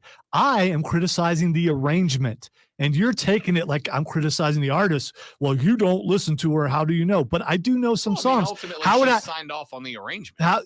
Right, but how would I know some of the songs if I hadn't listened to it? Because Rihanna has such a massive spread on pop music today that you can't avoid it. By the way, James says I'd imagine people were mad because it wasn't all country music. I hope it never does that, because that will be a halftime show that I will not watch. You and I both know, James, that there is a large not majority, but a large percentage of people who didn't like the halftime show because it was pop music. Right? I saw so many tweets that were like, halftime show should always be rock and roll. It's like, I'm a rock and roll guy primarily, but no. Do I want a rock and roll act every now and then? Absolutely. Would I love a Foo Fighters halftime show? I was going to say, they stopped doing that when's the last time there was a rock and roll? What music sells the most? Pop music sells the most. I don't know. I don't have the radio and retail magazine in here to look at or the numbers. I mean, if it wasn't, then it wouldn't be pop music that's primarily centered around everything. But at the end of pop the day, music stands for popular music. Correct. So I mean, that's why it's called that. If you were going to, there was the number of people who would have become a Rihanna fan because of the Super Bowl performance last night is tiny.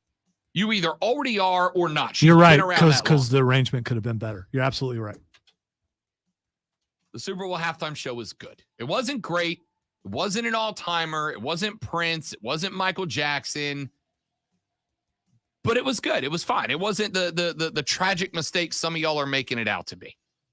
All right, coming up in the third hour of the show, we'll talk about the commercials. We got a few more things to get into on the Rob Brown Show in the Fan Upstate.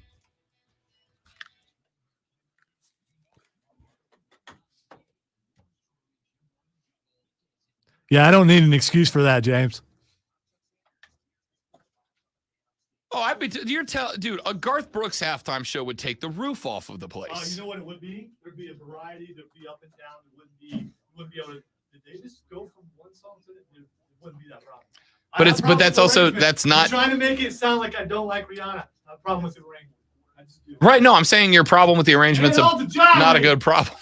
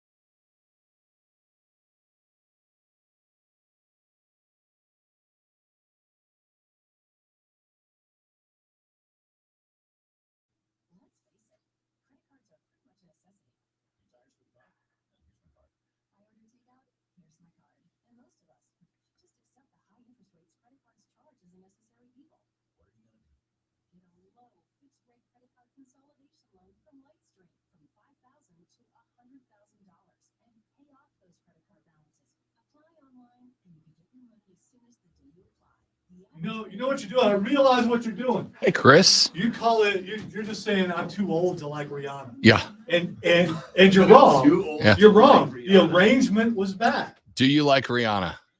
Yeah. I love Umbrella. I love the. I love Do you the. believe This him? doesn't work, by the way. You know that? What do you mean it doesn't work? Like if you try and scan the code from your phone. Now, here's the thing. Usually, you See, I don't know if you guys noticed that he's like, you just don't like Rihanna, and I said that I did, and I named a song that I liked, and then he made that look on his face. I don't know who told you to put it in here, but It was just in here one day. it didn't work. The first day I said it, I almost wondered if I. It came from downstairs and was required by someone else to put it in here. I was in here when it was brought. I mean, it works in person. What's that mean? It works in person. Download the Odyssey app. That's what that link is. Yeah. Okay. My point is simply that there's no reason to have it on your Yeah. stream because it's not doing anything. Even though it was required by. Other than just, well, again, I don't. It's not. Joseph says it works. Some people have told me they've used it and Really? it's worked. Yes. Well, what I noticed the other day is usually. But he you're says he's sitting also in front watching of it on- You're like. Well, Maybe I'm it's. watching it works, but I'm also watching on the TV. That's interesting. Yeah, maybe that's I what was, it is. No, I was watching on the TV too. I put it up on I put YouTube up on my Roku TV at home, and I was just curious. Right. I was showing my wife something else that we had talked about the other day, and I was like, oh, that thing hasn't been there for a while. Correct. Or it's only been here. For It's a only little been here a while, couple of what it weeks, is, what yeah. I mean, yeah. But then I tried to scan it, and usually you're sitting in front of it and cutting off like just A the bottom corner, yeah. Yeah, just enough of it that it can't read It's the whole honestly code. it's predominantly up for when I walk away. Fair enough. It seems like that could be worked into an overlay. It very much could. Well, but there are times when I walk away where Lonzo stays in here and interacts with the stream. Okay. At least you do that. Yeah. Ice cream. That's Captain America Chris Evans down the hall. You may be aware of him from such projects as Ray D and Dio. Right? Yes, that's true. Stop! No, it's just no. Ray D and Dio is a I'm great not. brand. I'm not doing it. See, It's a great reminds brand. me of Ronnie James Dio, and I like being reminded Who- of that because I remember When there's a period in lightning, my youth where you know it I mean, it was always only- brings me it was at down. the top of my list. I'm not mad about it. There's I no just- sign of the I'm just gonna keep calling morning it Ray D and Dio coming. until Lonzo accepts it. You've been left on your own like a rainbow in the dark. That is not what he sounds like. That is a terrible. Yeah, I know. But if I try to sound like it, I will lose my voice for the rest of the show. Yeah, we know how awesome you are. Thanks. Only we knew how awesome you are. James said, "I'm just yelling at clouds. At least not you're not yelling at the gyrating and the fornicating. in That's the top right. of the All arena. that gyrating and fornicating. Gyrating and fornicating. You know what dancing leads to, Rob? Everybody get loose, foot loose. Kenny Loggins is coming to the Peace Center, and 100% I'm going to that. 100% going to see Kenny Loggins. One of my favorite cameos in Breaking Grace. My mom likes that show, Chris. I will say it's funny.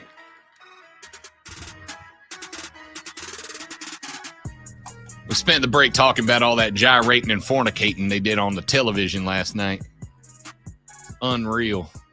The things they let you get away with. Yeah, you should tune in on the stream so you could hear how Rob thinks I don't like Rihanna because I'm old. It's not what I said. We all heard it. It's not what I said.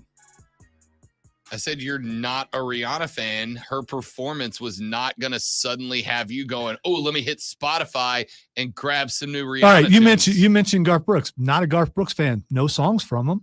That just right. And if Garth did a halftime show and arranged it exactly how you wanted, you would not come in here Monday and be like, let me grab some wide open, some wild horses. you can tell the difference between his songs. I mean, no, I'm more thinking Thunder Rolled, and maybe they could make it rain in there. That would be kind of cool. We've seen it happen before, like the Purple Rain, which was still. Oh, please. You got to make that face when you do that. Wild horses don't stay.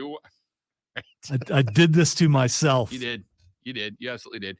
All right. James says Kenny Chesney wouldn't have done that. You know why? Because he'll never get the opportunity. Will they ever go country halftime show? Will it ever happen? Has it happened? Here's the thing. Has it happened? Here's the thing. I could see Tay-Tay getting a halftime show. She's not. She hasn't been country in forever. I'm aware of that, but I think they. But what would I know? Because I'm not. I must not be a fan. I'm not a Yeah. fan of hers because I don't have any of her songs on my Spotify. I mean, you understand there's a difference between I won't turn them off versus I am a fan of, right? Like, sure, you won't turn off a Rihanna song, but it doesn't make you a fan. It just makes you somebody who's willing to tolerate Rihanna's music. Yeah, I sat there and winced the whole time. No, I asked, okay, was that the end of the song? And then she did Umbrella, and I was like, when the only break in it is work, and then I had to explain to someone in the room what they're talking about. Anyway, so You better have my money. By the way, did you see the "Can we stop calling people in the office rock stars" commercial? yes, Winner for me. That's my number 2. Winner for what was number 1? No, the one you haven't watched yet, Binky Dad. Okay. Binky Dad, because personally, that I thought that was hilarious. And I'm like, if Rob is at the Super Bowl party right now and he's watching this, he is ticked off because they've said Binky so many Oh, times. they actually said Binky. Yes. No, they didn't. Oh, dude, it's Binky Dad. That's the name of it. Their newscast going, Binky Dad is trying to get home to get the Binky. And it's nothing but Binky over and over again. And I'm just smiling What was going, the ad for? I don't Do know. you even know? No, I don't remember. All right, I'm watching it during the break. It was for the Kia Telluride X Pro. And you think I'm making it up. Oh, dude, they say Binky a ton of times. Wait. I thought, okay, it's just because I thought it was a commercial with Steph's dad. That's No. why I thought you loved it. No. You just loved it that they said Binky so many Because times. you don't like the word. Yes. I hate the word. Yes. It's a dumb word. You are someone who I spend quite a bit of time with, and I know that it bothers you. So that brought me joy, and you didn't watch it, which takes away from the experience. Of your joy. Yes. My aggravation. And I meant to come in respect and that. go, Rob, you're not a rock star. I meant to say that. I love that commercial. Hello, my name's Oswald. I love that commercial. Can we stop calling each other rock stars in the office? Rock stars require talent. That it was so good. All right, let's take a break. We'll come back in the third hour of the show. We will get back to the, football game that happened. We will open the hour with a question. And I'll go ahead and let you have a couple of minutes to think about it. What sport you diving into now that football's over? What's your next sport you're diving headlong into? Back after this on the Rob Brown Show with a Fan Upstate. Man, we were late for the break. It's completely your fault. Oh, 100%. Yeah, I agree. I'm not taking the blame on this, even though I was participating and should have been watching the clock, and me watching the clock is one of my primary jobs. I'm blaming you. Got my broom yesterday, by the way. Your what? Got my broom. I haven't bought it yet. I was gonna buy it this weekend, but just had no time. So I might get because we're not doing anything this week. I am not good on a broom. I don't like that. I'm going to have to practice. It's clunk. It's smooth when you speed it up. Yeah. But me, I'm doing this, and yeah. I love flying games. Like Ace Combat was one of my favorite series. Dude, you learn how to fly your broom on the Quidditch course. I'm just saying.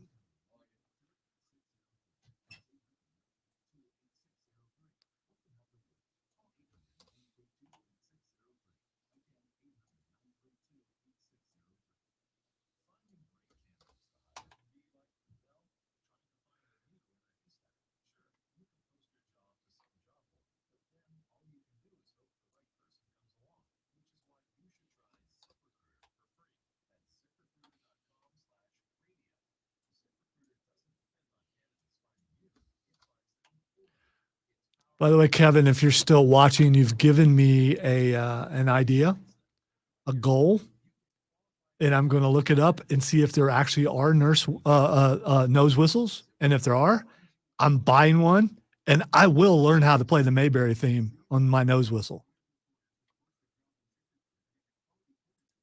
and everyone can blame you.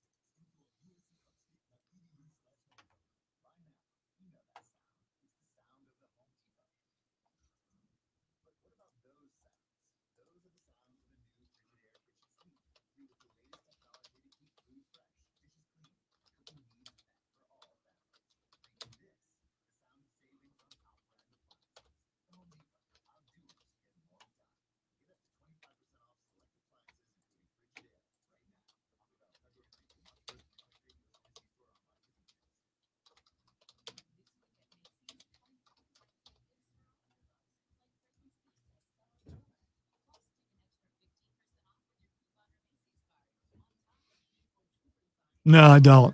I think my kids may have had them when they were younger. Did you watch it? You didn't watch it, did you? No, I can't hear the word binky that many times without going into a rage.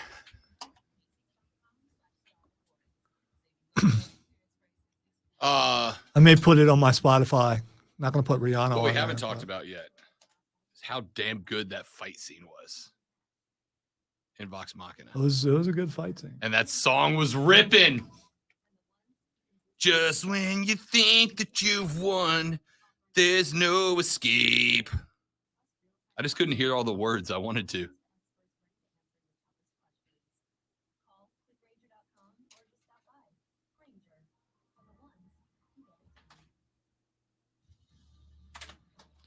Oh, this is sad.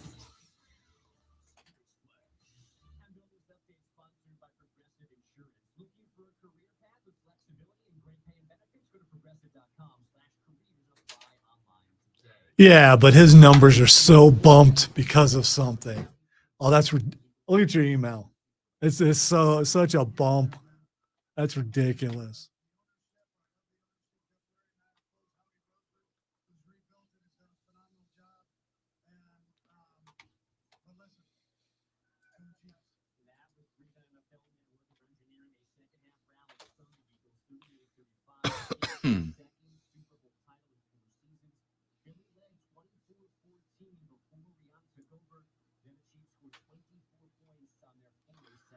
Okay, computer, let's go.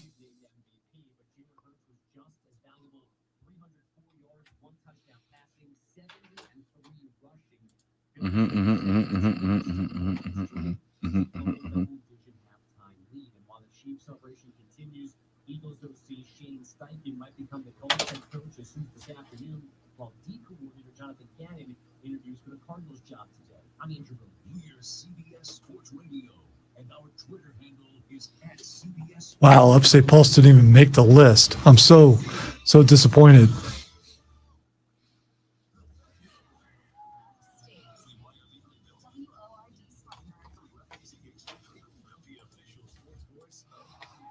Something we should talk about after the show. Not during it.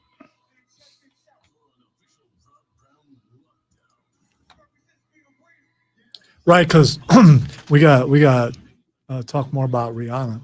So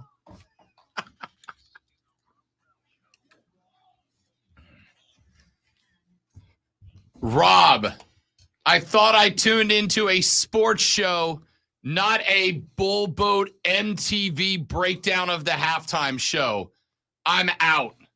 That's the text we just got. you liar, you lie, you lie. You're still listening right now. You know we got your number, right? Listen. Look, we got your number. So next time you text, we can say, "Welcome back," I guess.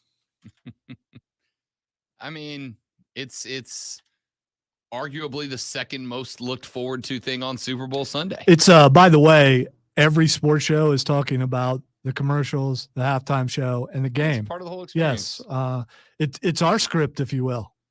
By the way, Chad Henne just put out an Instagram that said, calling it a career, capping it off with a Bud Light and another ring. Hey, why not? I respect that. Yeah, why not? Respect that. Here's my question for this hour. It is the third final best of the money hour of the Rob Brown Show here on the Fan Upstate. Robin Lonzo with you on a beautiful Monday upstate afternoon. I hope you're doing well. Thanks for joining us. Now that football has reached its conclusion, what's the next sport you're diving into, right? What are you rolling into? Are you rolling into college basketball? Are you rolling into the NBA? Are you rolling just into basketball in general? Pitchers and catchers report on Thursday, right? Like I've already got one text that said that they are rolling into baseball. I had a quick question on that. So can you actually watch pitchers and catchers? So how can you get into it if you can't watch? And I'm just if you dive deep into like MLB Net, you'll get updates from camps and stuff like that. So it's just like, but opening day is not till March 30th. It's just like reading stuff. You can't actually watch it or listen to it. It's like any other sport. If you go to their net, they're going to have ex players and talking heads. I'm not trying to be difficult here. I'm just curious how you could really get into it when you can't really get into it. Right, and that's why I asked. Like I've already got a couple of people who have said I'm rolling into baseball season. Now, college baseball is underway. College baseball has first pitched. I was going to say tipped off, but that's not right. Are you rolling into baseball? Are you rolling into basketball? Are you a hockey guy? Like, are you switching over to the NHL now? NHL's been very good the last couple of weeks. Just came out of the All-Star break. Teams are coming off a long rest. They're ready to roll. I did have this question, and I'll probably dive deeper into it later on in the week. I ask it pretty much every year and pretty much around this time every year. My question is, what level, what interest does that sport hold for the area? Now, I know that the answer is not zero, because I go to Swamp Rabbit games all the time, and I've seen the well pretty much sold out for a couple of games. The average amount of games, you're going to get, 25 to 3,500 people in there. So I know the answer is not zero, but I also know that, as we have mentioned many, many times, that the area is made up primarily of transplants. Not primarily. It's about half and half. I saw a Triumph commercial yesterday. I think it was for some sort of healthcare. Yeah. It might have been Prisma. March 25th, first new home game at Furman. It was pretty cool. They had 3 players walking off the field, and Yeah. they were talking about, it was Teledoc or something. I don't remember what it was. The but interest in the niche sports, soccer, hockey, it's not But zero. I saw their sweaters. I'm reaching here. No, sweaters is hockey. There you go. Yeah. So I saw their kit. The saw kit their- is everything. Yes, It's which is what they shirt, were wearing. shorts, What socks. they were wearing. I saw If the, it's just the jersey, it's a shirt. no, they were coming off the field. All kitted out. Yeah. So I I like mean, yeah. So the niche sports don't have zero interest, right? But I also know that it's not anywhere close to overwhelming support. Hockey is always going to have a cult following, right? The NHL is always going to be on TV because there are enough eyeballs to justify it. It's not going to go anywhere. But I was talking to a buddy of mine the other day, because I'm about to start rolling into having our hockey guys on and our basketball guys on to get some more thoughts and viewpoints about those sports on the air. And hockey's television ratings got pointed out to me as not real good, down this year so far. Now, my assumption was they're down this year because this football season was the first football season post-COVID that felt more normal, right? Because we had football last year with fans and everything, but it was still a lot of COVID protocols, a lot of procedures in place at different stadiums. Television crews were skeleton, et cetera, et cetera. This year was the first year where it just kind of felt like COVID didn't really ever come up, right? It wasn't something we really talked about. So I'm sure that a lot of people were paying more attention to football this year than they did last year when football was kind of back to normal. But is that an impact on hockey? Is hockey just a non-starter, right? Am I going to have the cult following that checks in? They're coming to Swamp Rabbits games. They're texting me when I bring up hockey on the air. Or is it it's just a non-starter? I'm just not, no matter what I do, I'm just not going to be able to grow it here. I invite people to Rabbits games all the time. The majority of people I have invited that have come to a Swamp Rabbits game are like, I did not know it was this fun. I'll be back. But I also recognize that hockey, maybe more than any other sport, has the largest gap between the experience of watching it live and in person versus the experience of watching it on television, right? I will even go so far to admit that I do not watch as much hockey on television as I do basketball, baseball, or football. Even though I am a hockey fan, I don't watch as much on TV. It's just a different experience than watching it in person. Is it just a non-starter now that the Super Bowl is over? Now that we are starting to roll into the spring seasons, right? That hockey just has a minimal place, right? Like, Lonzo and I inject wrestling references into a lot of the conversations we have. But we have one segment a week that is a wrestling segment. It's on Thursdays. It's called Fight Club with Lonzo. It happens around 11:20. Set your calendar. But I also know that it's while a very large audience, a niche audience, so we keep it in a segment. Sometimes a second one will pop up if it's WrestleMania week or whatever. Is hockey kind of in that group? Is hockey a sport that I should do a segment a week unless something extreme happens? Is it a one segment a week sport? Listen, when baseball starts up here in 40 something days, when we get to opening day on March 30th and we roll into April, baseball's going to get 5, 6, 7 segments a week. It'll be focused on the Atlanta Braves in the NL East. It'll be focused on the Yankees and Red Sox because I know there's a ton of fans around here. And then it'll be driven by people who text and call into the show, right? As I've told you guys many times, if you want something on the air, there's a very simple way to make that happen. Reach out to the show. If there is something you like and want more of, reach out to the show. And if there's something you want less of, don't react to it at all. That's how this works.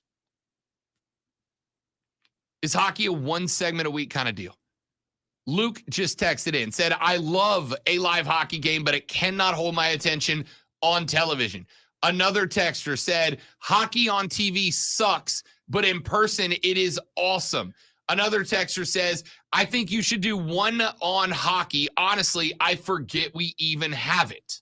Yeah, but Rob, football's about to start back up.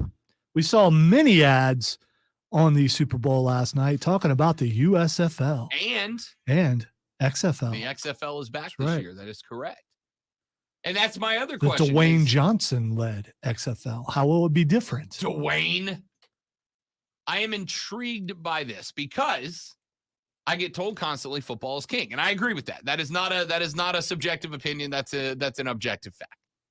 Football is king. When we do football, we get numbers. That's just how it works.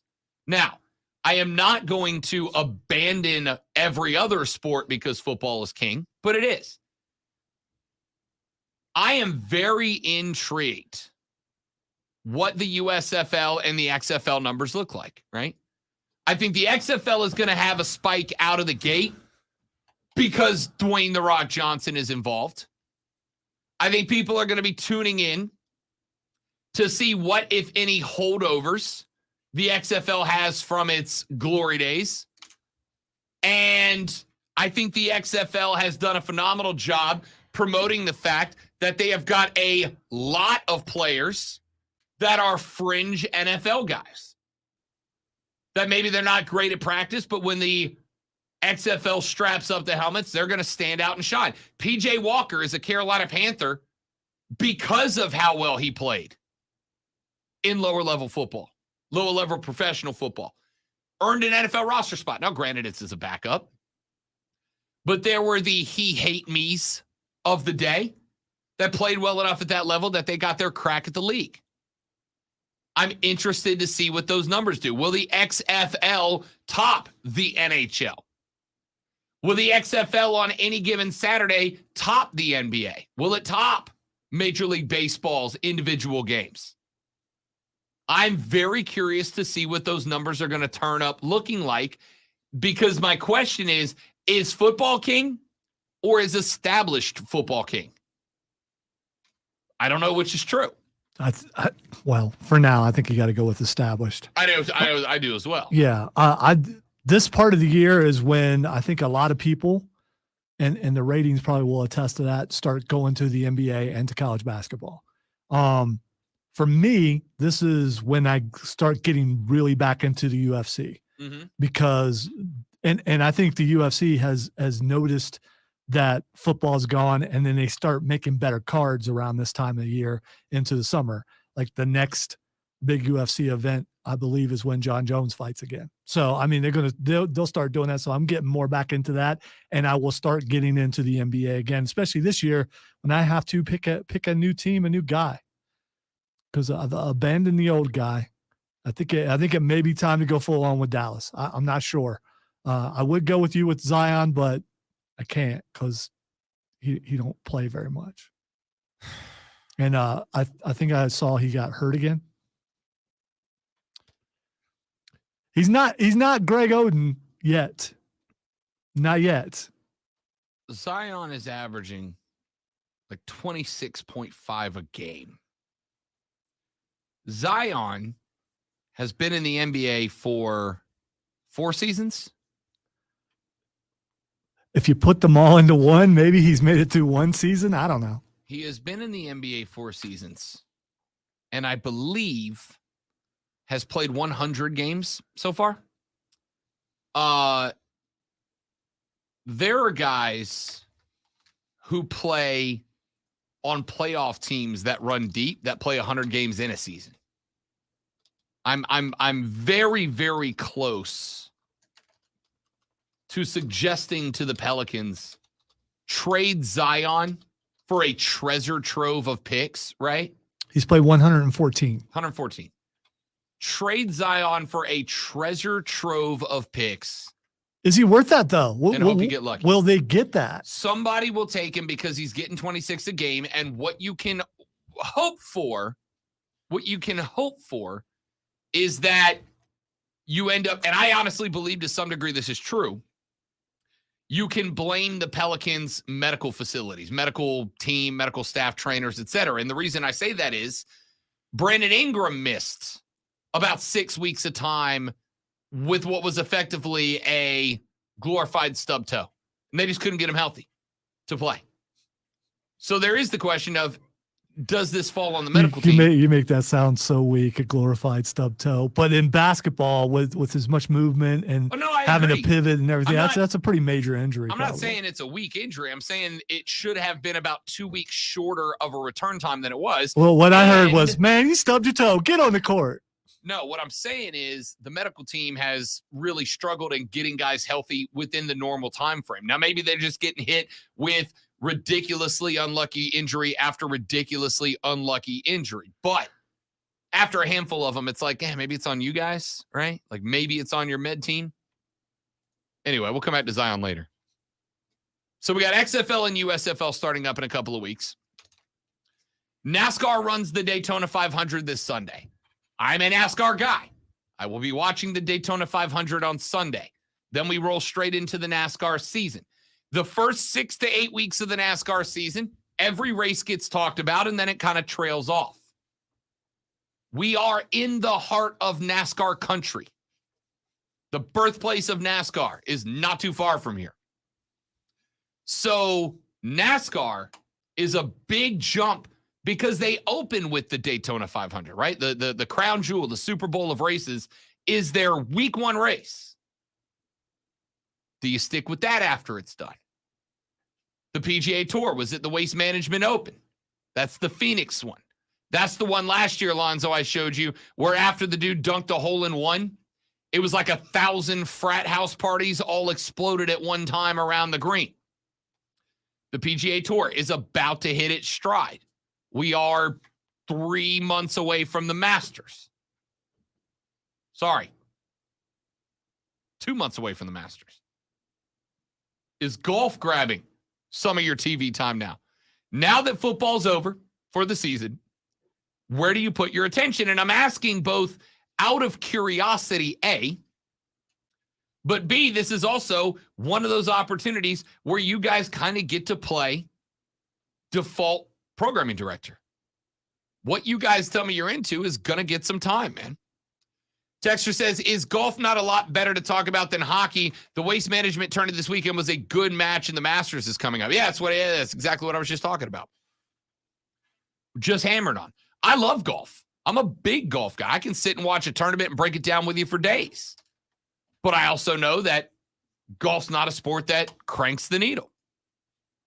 Texter says the XFL starts this Saturday. Is it really this Saturday? The USFL doesn't start till what, like second week of April or something? Yeah, they were. The ads were saying in 2 weeks for USFL. So we got the XFL kicking off this weekend. And here's the question that I would ask. The XFL kicks off this Saturday. I'm going to confirm that. Saturday, February 18th. Yep. Beautiful. So we've got on Saturday, February 18th, we've got 2 games. On Sunday, the 19th, we've got 2 games. The XFL Saturday game will feature at 3 p.m. a matchup available, Lonzo, on ABC. So it's on a big net. Lonzo, can you name me what the mascot is for the team out of Las Vegas? Dude, I looked it up. So I got it in front of my screen. Okay. In front of my face. I'm not going to, yeah. Well, then let's play the Rob Brown Show Home Edition. Grab your pencil, grab your pad.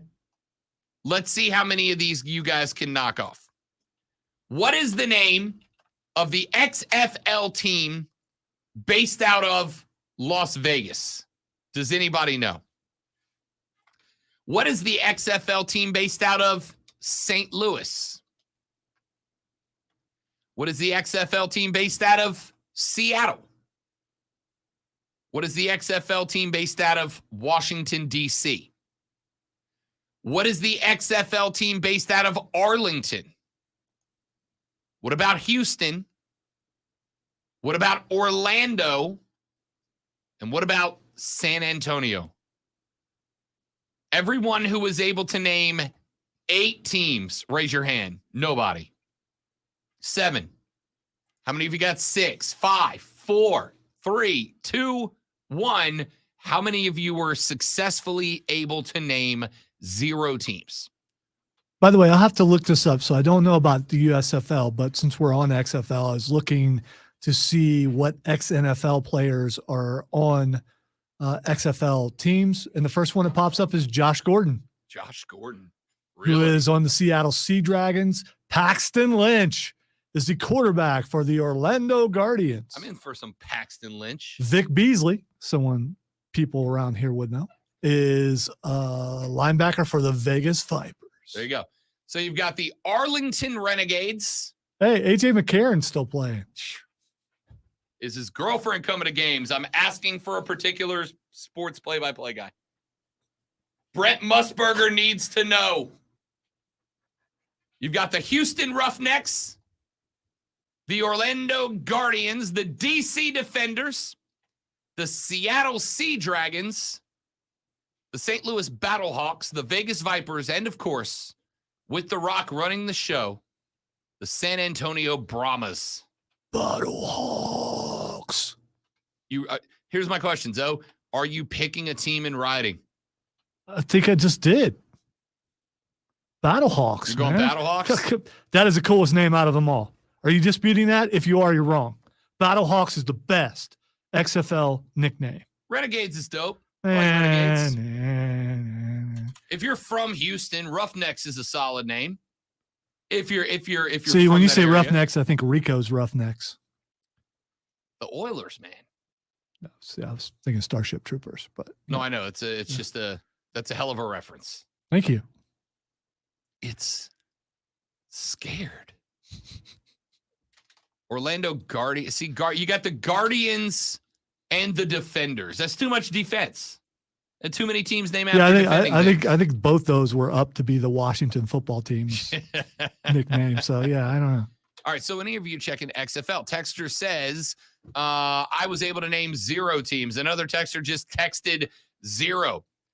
Texter said, I'm assuming there's a Rough Riders. There's always a Rough Riders in every expanded football. Texter said, are any of them named the Hot Frogs? Texter said, how about the Ripoffs? Texter said, I would probably follow more XFL and USFL if you guys covered it once a week. And I guess that's my question. Like, do I need to dive in Saturday and Sunday and come prepped and ready on Monday for XFL talk? Do you guys give a single darn if I come in with XFL talk on Monday? I just don't know that you will. I'd like you to. I want a successful spring football league. I want a league that pops up in the spring and makes me go, hell yeah, football, as opposed to flipping channels on Saturday, going from one college basketball game to another and going, oh, so this is still happening. Okay. By the way, if you are a business cold calling the station, you're always going to get Rob Brown Show. What would you like to talk about? I don't know if you notice my enthusiasm. I always do that with it. Wait, that was a person? I thought that was a robocall. They clicked really fast. All right, let's take a break. What sport are you rolling into next? Texter said, U.S. women's national soccer team play Thursday and start the She Believes tournament. Yeah, I'm in. I'm never gonna not watch American soccer. What does she believe in? Herself, Lonzo. Okay, I'm believes. I'm trying to get you to help. herself. I'm helping you help it along because I didn't know. Texter said, I never knew how good soccer was here till you guys talked about it. Hey, we're just here to make your lives better. Okay? That's what we're here for. Soccer in the upstate is great. Clemson's very good. You got the Triumph making a run for another plate this year. And she believes in me. Never know how much Lonzo she over here making fun of women's sees sports. in me. Unbelievable. I was making fun of country music, actually. So That's fair. sorry, Kenny Rogers. All right, what sport are you guys rolling into? Are you interested in the XFL or USFL? Is it college basketball or NBA time? Am I wasting my breath if I do NHL? What are you guys rolling into after football comes to its conclusion? Rob Lonzo, The Rob Brown Show rolls on next. It is the Fan Upstate.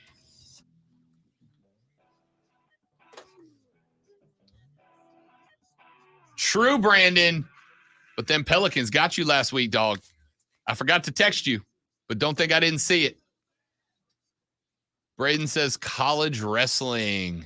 Lonzo's got your back for that. No, by the way, have you ever watched tournament wrestling when it gets wrestling. down to NCAAs? Oh, it's very exciting. I don't get it. I don't get wrestling. Like Greco-Roman wrestling. When they took it out of the Olympics and everybody had their aneurysm, I didn't get it. Well, this is not Greco. This is college wrestling. Isn't that Greco-Roman wrestling? Just at the college level? No. Greco is a different Oh, thing. See. If I remember, I think Greco is just on your feet. I could be. There's a couple different styles. That means time to go to the bathroom.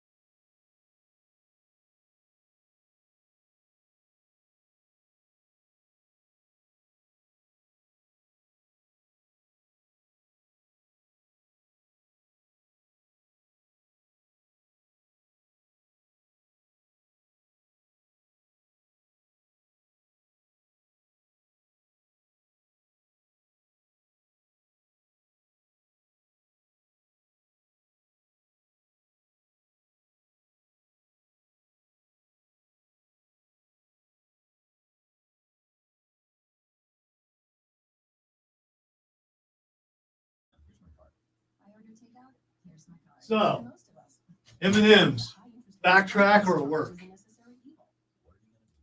that's a work. As soon as I saw that commercial was not produced in the last 2 weeks. It was. That was a planned.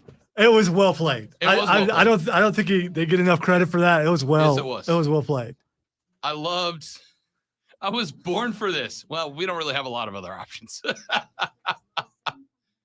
I do, however, this is how my dumb brain works. Immediately went, how is an M&M born? How do M&Ms procreate? Or are they like asexual in that they just split off into like an multiple earthworm M&Ms? or something? Yeah. Like, yeah. Okay. If I cut an M&M in half, does it grow into Yeah, two but M&Ms? there are. You Well, have there's to assume there's like M&Ms 2 female M&Ms. It's like Smurfs. I don't know. But like you have to assume at the rate at which M&Ms are consumed by humans that they reproduce at an unbelievable rate, Like bunnies. like exponential rate of reproduction in the M&M world.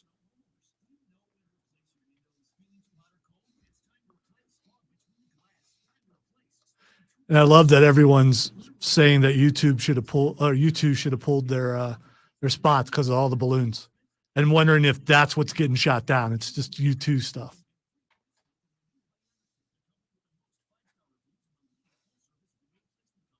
No, I did not see that, Joseph. I can tell you one thing. I would never body slam my high school wrestling coach because I'd pay for that. Even if he said, yeah, go ahead. You come in for it, you're guaranteed to get put in something that would hurt.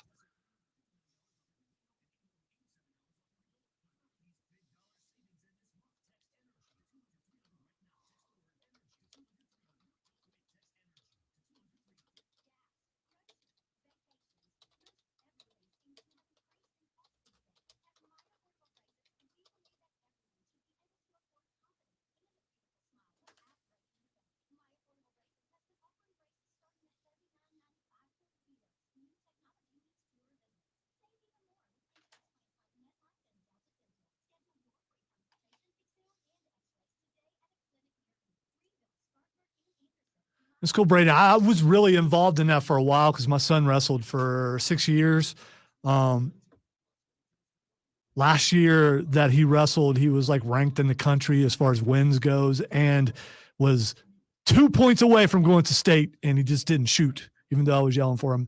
And I did the in arena announcing just so I could, because parents were banned from the floor after I was on the side of the mat once coaching Cameron.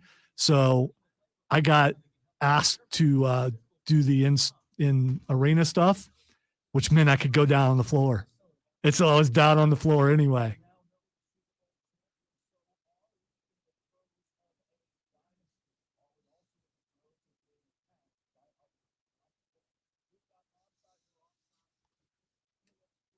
Yeah, there's some weird stuff on there, Kevin.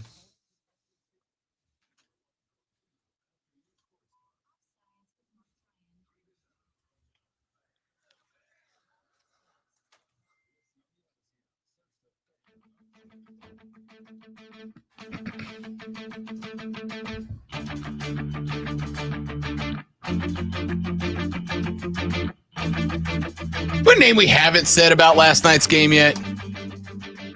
How about Isaiah Pacheco last night, Lonzo? He did what we said he would do. That dude runs like he wants to hurt somebody. He took a shot He took one point. Like 2. Yeah. But yeah. He took a gnarly one, but he handed a few out too. You know when he took the one shot, my first thought was he just lost his spleen. Yeah. I know it's not something you should, but that happens sometimes. Like he could have internal damage. He got rocked. And he was out one play and he was back in. I think the next play he got hit again by the same guy. Yep. Isaiah Pacheco, a 7th round draft pick last night, 76 yards on 15 carries, 1 touchdown, averaged up over 5 a carry in that game. And, I said a couple of weeks ago, we were talking NFL draft. We got hit by a text message that said, Rob, can you let the season finish before you talk draft? My answer was no. 30 teams are already in draft mode. There are only 2 teams that are not. 30 teams are in draft mode. And the reason it is important is the Kansas City Chiefs. We have talked about this to some degree, but the reason we talk draft is the Kansas City Chiefs. It is because the Chiefs have had a remarkable rate of success with the draft. And what has that done?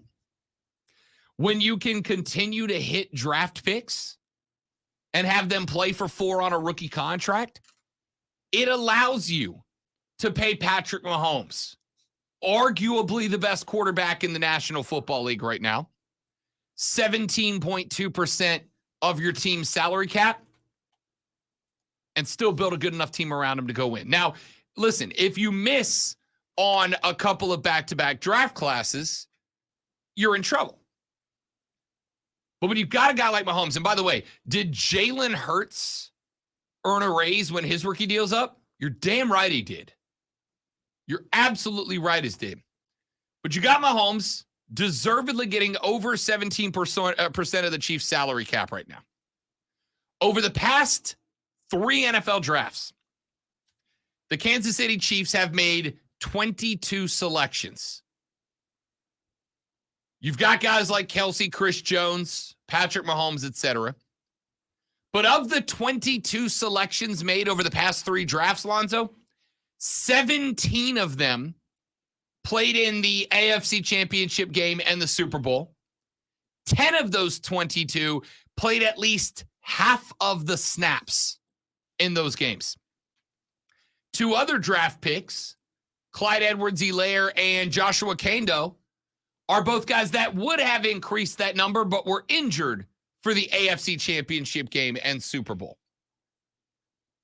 They have also built depth through the draft. Cornell Powell is a 5th-round pick in 2021 who is right now on the Kansas City practice squad. But Kansas City got banged up at wide receiver throughout the course of the year, and Powell got called up multiple times to fill in and held his water. Darian Kennard is a rookie, got drafted this past year, interior offensive lineman, who got some duty this year because guys along the OL for the Chefs got banged up.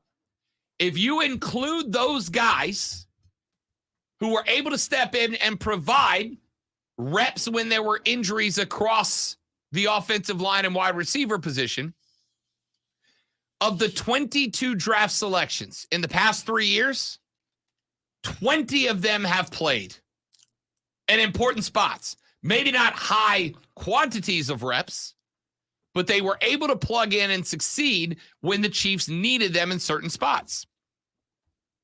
Isaiah Pacheco, Rutgers running back, went 251st, 76 in the Super Bowl, 85 combined in the AFC title game.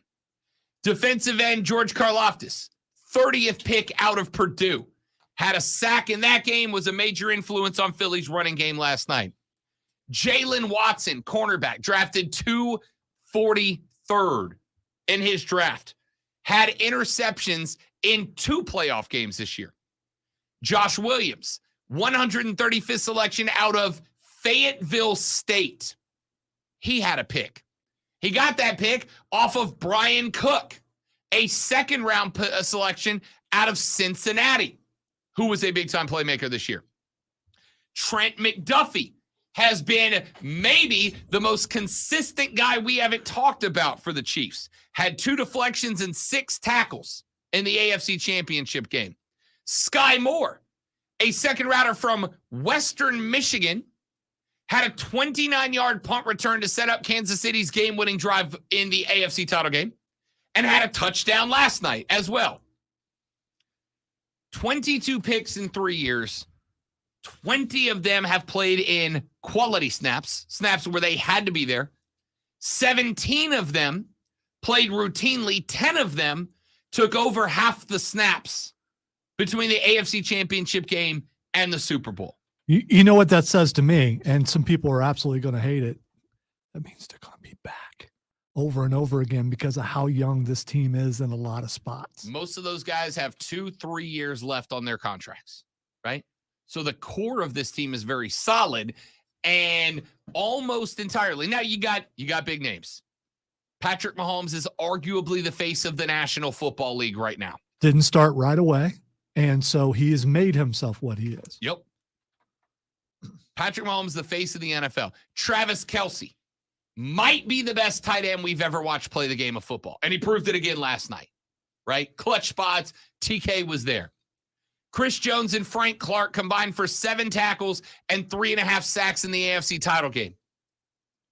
Joe Thuney and Orlando Brown Jr., a couple of free agents that got brought in to play tackle and guard respectively, guard and tackle respectively. Those 6 guys who, Lonzo, I would arguably say are likely the 6 most important guys on the team. Those 6 guys this year ate up 53.58% of Kansas City's salary cap. For the Eagles, the top 25 players combined for roughly the same number. Now, next year could be very tough for Kansas City. Orlando Brown is a free agent. The other 5 without Orlando Brown next year, with their escalators involved, are set to eat up 63.71% of the cap. Mahomes, Kelsey, Clark, Thuney, and Jones. 63% of the cap in those 5 players. So how do you go get 5 dominant players that eat up nearly a third of your cap space? All of them worth the money, by the way. Every one of them performed. How do you pay 5 guys 63% of your cap and remain the dominant team in the National Football League right now? The reigning, defending, undisputed NFL world champions? The answer is you be real damn good at the draft. You be real good at the draft. You know exactly the formula that finds the guys that don't just show up as dominant athletes, but guys that fit into what you have built and want to fit into what you have built. Now, it does make it a little easier for a young guy to fit into a system that goes, hey, we've won 2 of the last 4 Super Bowls and played for another one, right? Does make it a little easier to fit in when you got a pretty damn good chance of bringing home a ring every year. But the reason we talked about the draft 2 weeks ago, the reason we talked about the draft last week, the reason we'll talk about the draft this week, and the reason we will talk about the draft every week between now and April when it happens is because the best teams in the league, Cincinnati, Kansas City, Philadelphia, you will notice that they wrap up about half of their salary cap in dominant football players, in the Mahomes and the Kelseys, etc. And then they go supplement them with a bunch of young, excitable, and frankly, cheap players that they have figured the formula out for chemistry around them. You got to have great coaching. You got to have great quarterbacking. You got to have talent. But when you find a way to get guys like Vontez Scouting in there, guys like Juju in there, who will be cap friendly because they want rings, pair them with some legends like Mahomes and Kelsey who do have to get paid to keep them there. And don't forget Tony. I mean, they brought him in halfway through the season. A guy who out of New York. And people can't believe it. How did they get him? Because they're good at what they do. And they brought him in, and look at how valuable he was last night. That punt return changed everything. We talked about it on Friday. I gave you, I think, 6 names that I said, don't be shocked if one or more of these guys get their own segment coming up on Monday. Nick Bolton was one of the guys I named. Scoop and score for a touchdown that changed the game. Kadarius Toney was one of the guys that Lonzo named. 62-yard punt return that effectively, I'm not going to say it won the game for Kansas City, but it sure did make winning the game a heck of a lot easier at that point. Kadarius Toney was a guy that couldn't get his head on straight in New York, was injured, button heads, etc. Now, that was pre-Brian Daboll, and obviously the Daboll thing got better for New York, but they couldn't keep him around. Kansas City signed him on a very friendly contract, and Kadarius Toney was a huge part of why the Chiefs are the Super Bowl champions again. But the draft is massively important. It is the reason we talk draft 2 weeks before the Super Bowl. It is the reason we will continue to talk about the draft until days after it happens. Kansas City has put down the formula. This is how you do it. We don't know exactly what all the variables are. How do they know that this rook is going to fit in? How do they determine chemistry with the guys already on the roster? How do we make sure that they fit within the system Andy Reid wants to run, et cetera, et cetera, et cetera? But that's what makes Kansas City special. That's what makes Kansas City special. That is why they are where they are, and that is why they are not there yet, but knocking on the door of a dynasty right now. Let's take a break. When we come back, we will finish this bad boy off. Your opportunity to get your thoughts in here, 844-FAN phone, 844-326-3663, or text us at 71307, 71307. Start your text with FAN, F-A-N. We'll read them on the air. Got a few texts to hit, including Rob. Rihanna's unborn son has now played more Super Bowls than Dak Prescott. Excellent work, Texter. Excellent work. Back after this to wrap up the Rob Brown Show in the Fan Upstate. Wow. That's like the text of a decade. That's a good burn. I like that burn. That's a good burn. And chances are it was probably a Dallas fan who sent it. Nobody wants Dak out of Dallas more than Dallas. Right.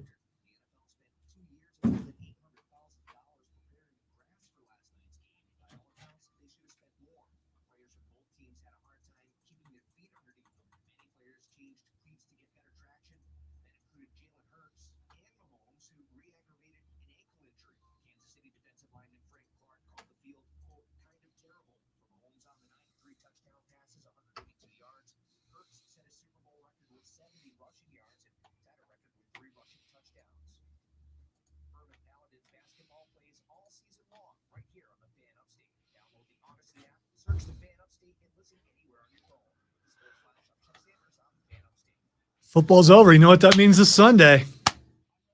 Yard work. No, man. Daytona 500. Yard work. Daytona 500. 8 straight sellouts. Yard work.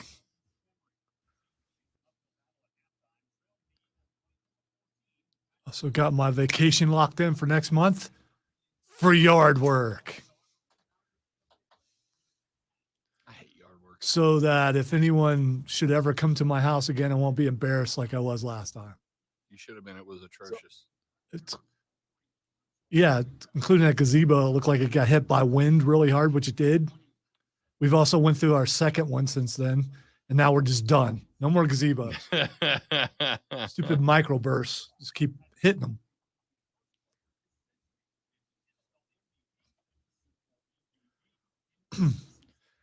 And seriously considering turning a old dog pen into a chicken coop, though. Give me some chickens. Give me some eggs.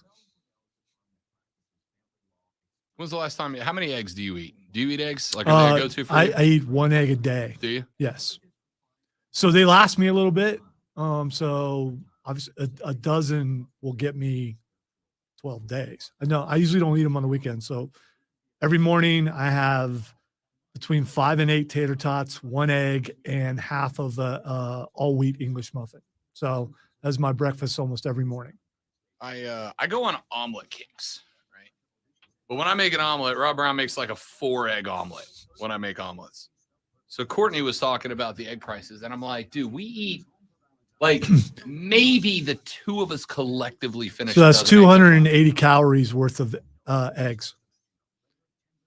A large egg is 70 calories. If I take the yolk out, that makes it better, right? Yeah, No? That's a myth. I genuinely don't know.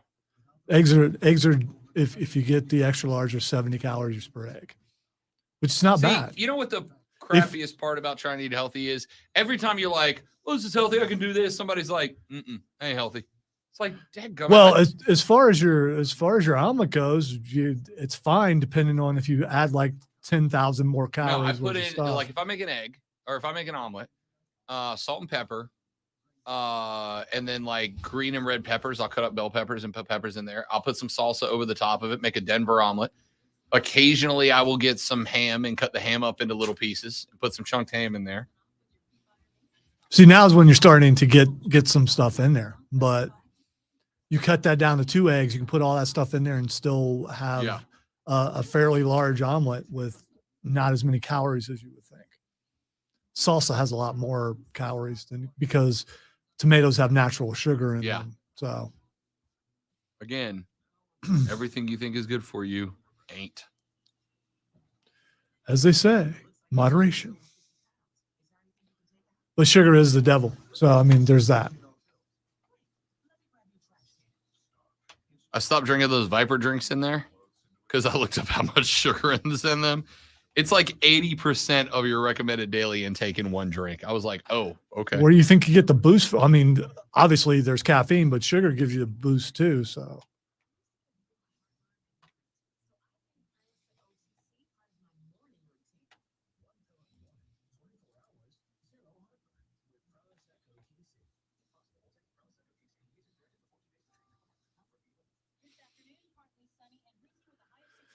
Yes, but if you put the jalapenos in there, you might be having some problems later.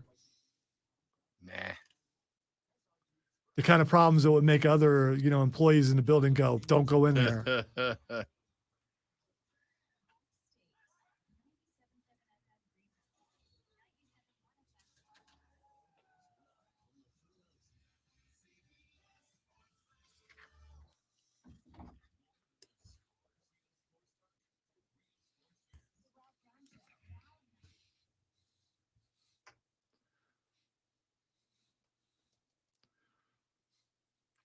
All right, time for Twitter Trending Topics, where I tell Rob what is trending and he will tell us why. Luckily, there's nothing too controversial on here like there was last week when peeing was trending. The first, although this could be, and you usually don't like to delve into, this could be, well, anyway, Conan is trending. As in the barbarian or as in the wrestler? The wrestler. I saw something he said last week started trending. I guess he booked a wrestler who is pretty frowned upon as of late for one of the shows he was running. That's he is trending because he's come out to Takeshita for doing the Eddie Guerrero shimmy. Yeah. And it's a cultural appropriation thing. Not what that means or how that works. Yes, but I get it. And so people are going back and finding all the times that he has said things that are off color towards other people, and it's kind of backfiring on him. Yeah. I don't know that Conan gets canceled because he's no longer relevant. So, I mean, if you get canceled and you're not relevant, do you notice? I don't know. I mean, I would say this. I've never been relevant, so I don't know, but I hear it. I think it would be bad. I would say simply, that's a tough spot. I don't know if Takeshita was a big Eddie Guerrero fan like the rest of us. He's a lot younger than I am. He looks like a student of the game, 100%. and he has potential to be really, really good. He's already good in Japan, but has potential to be good over here too. I mean, everyone's doing that right now. Yeah, it's a thing. All right. The next thing that's trending, this is just, it is actually trending. So I'm going to put it up there, and apologies to James, but Cry Eagles Cry is trending. It's trending, man. I mean, Well, I played you the heavily censored audio from the Eagles celebration earlier. For those of you who didn't catch on, it was a joke. They didn't say that many cuss words, but they didn't say many less than that, to the point that the SWAT team of Philly had to disperse crowds from around Independence Hall last night before they started getting too wild. Look, it's real simple. The Eagles fans are mad they called a holding. It was a holding. That's the discussion. All right. The next thing that's trending is Peter Gabriel. Why the hell is Peter Gabriel? It's his birthday. It's his birthday. It's his birthday. It's his birthday. At this point, if it's a celebrity, they're either dead or it's their birthday. Or both. He does want to be your sledgehammer, though. Sledgehammer. Or tell. Brown. Or my favorite Peter Gabriel song is either Shock the Monkey or In Your Eyes. It's very close. Two totally different songs. Yeah, I grew up listening to my mom's music. I love Salisbury Hill, too. That's pretty good.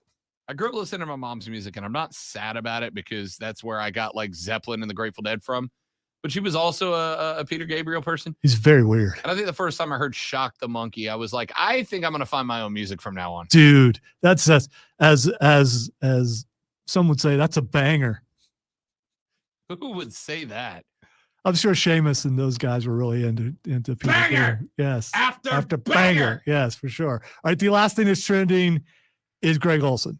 Greg Olsen did so good last night. I disagree with a couple of spots overall, like a couple of the takes he had, but I thought he did a phenomenal job. And I'm going to tell you right now, I'm a Brady guy. I don't make apologies for it.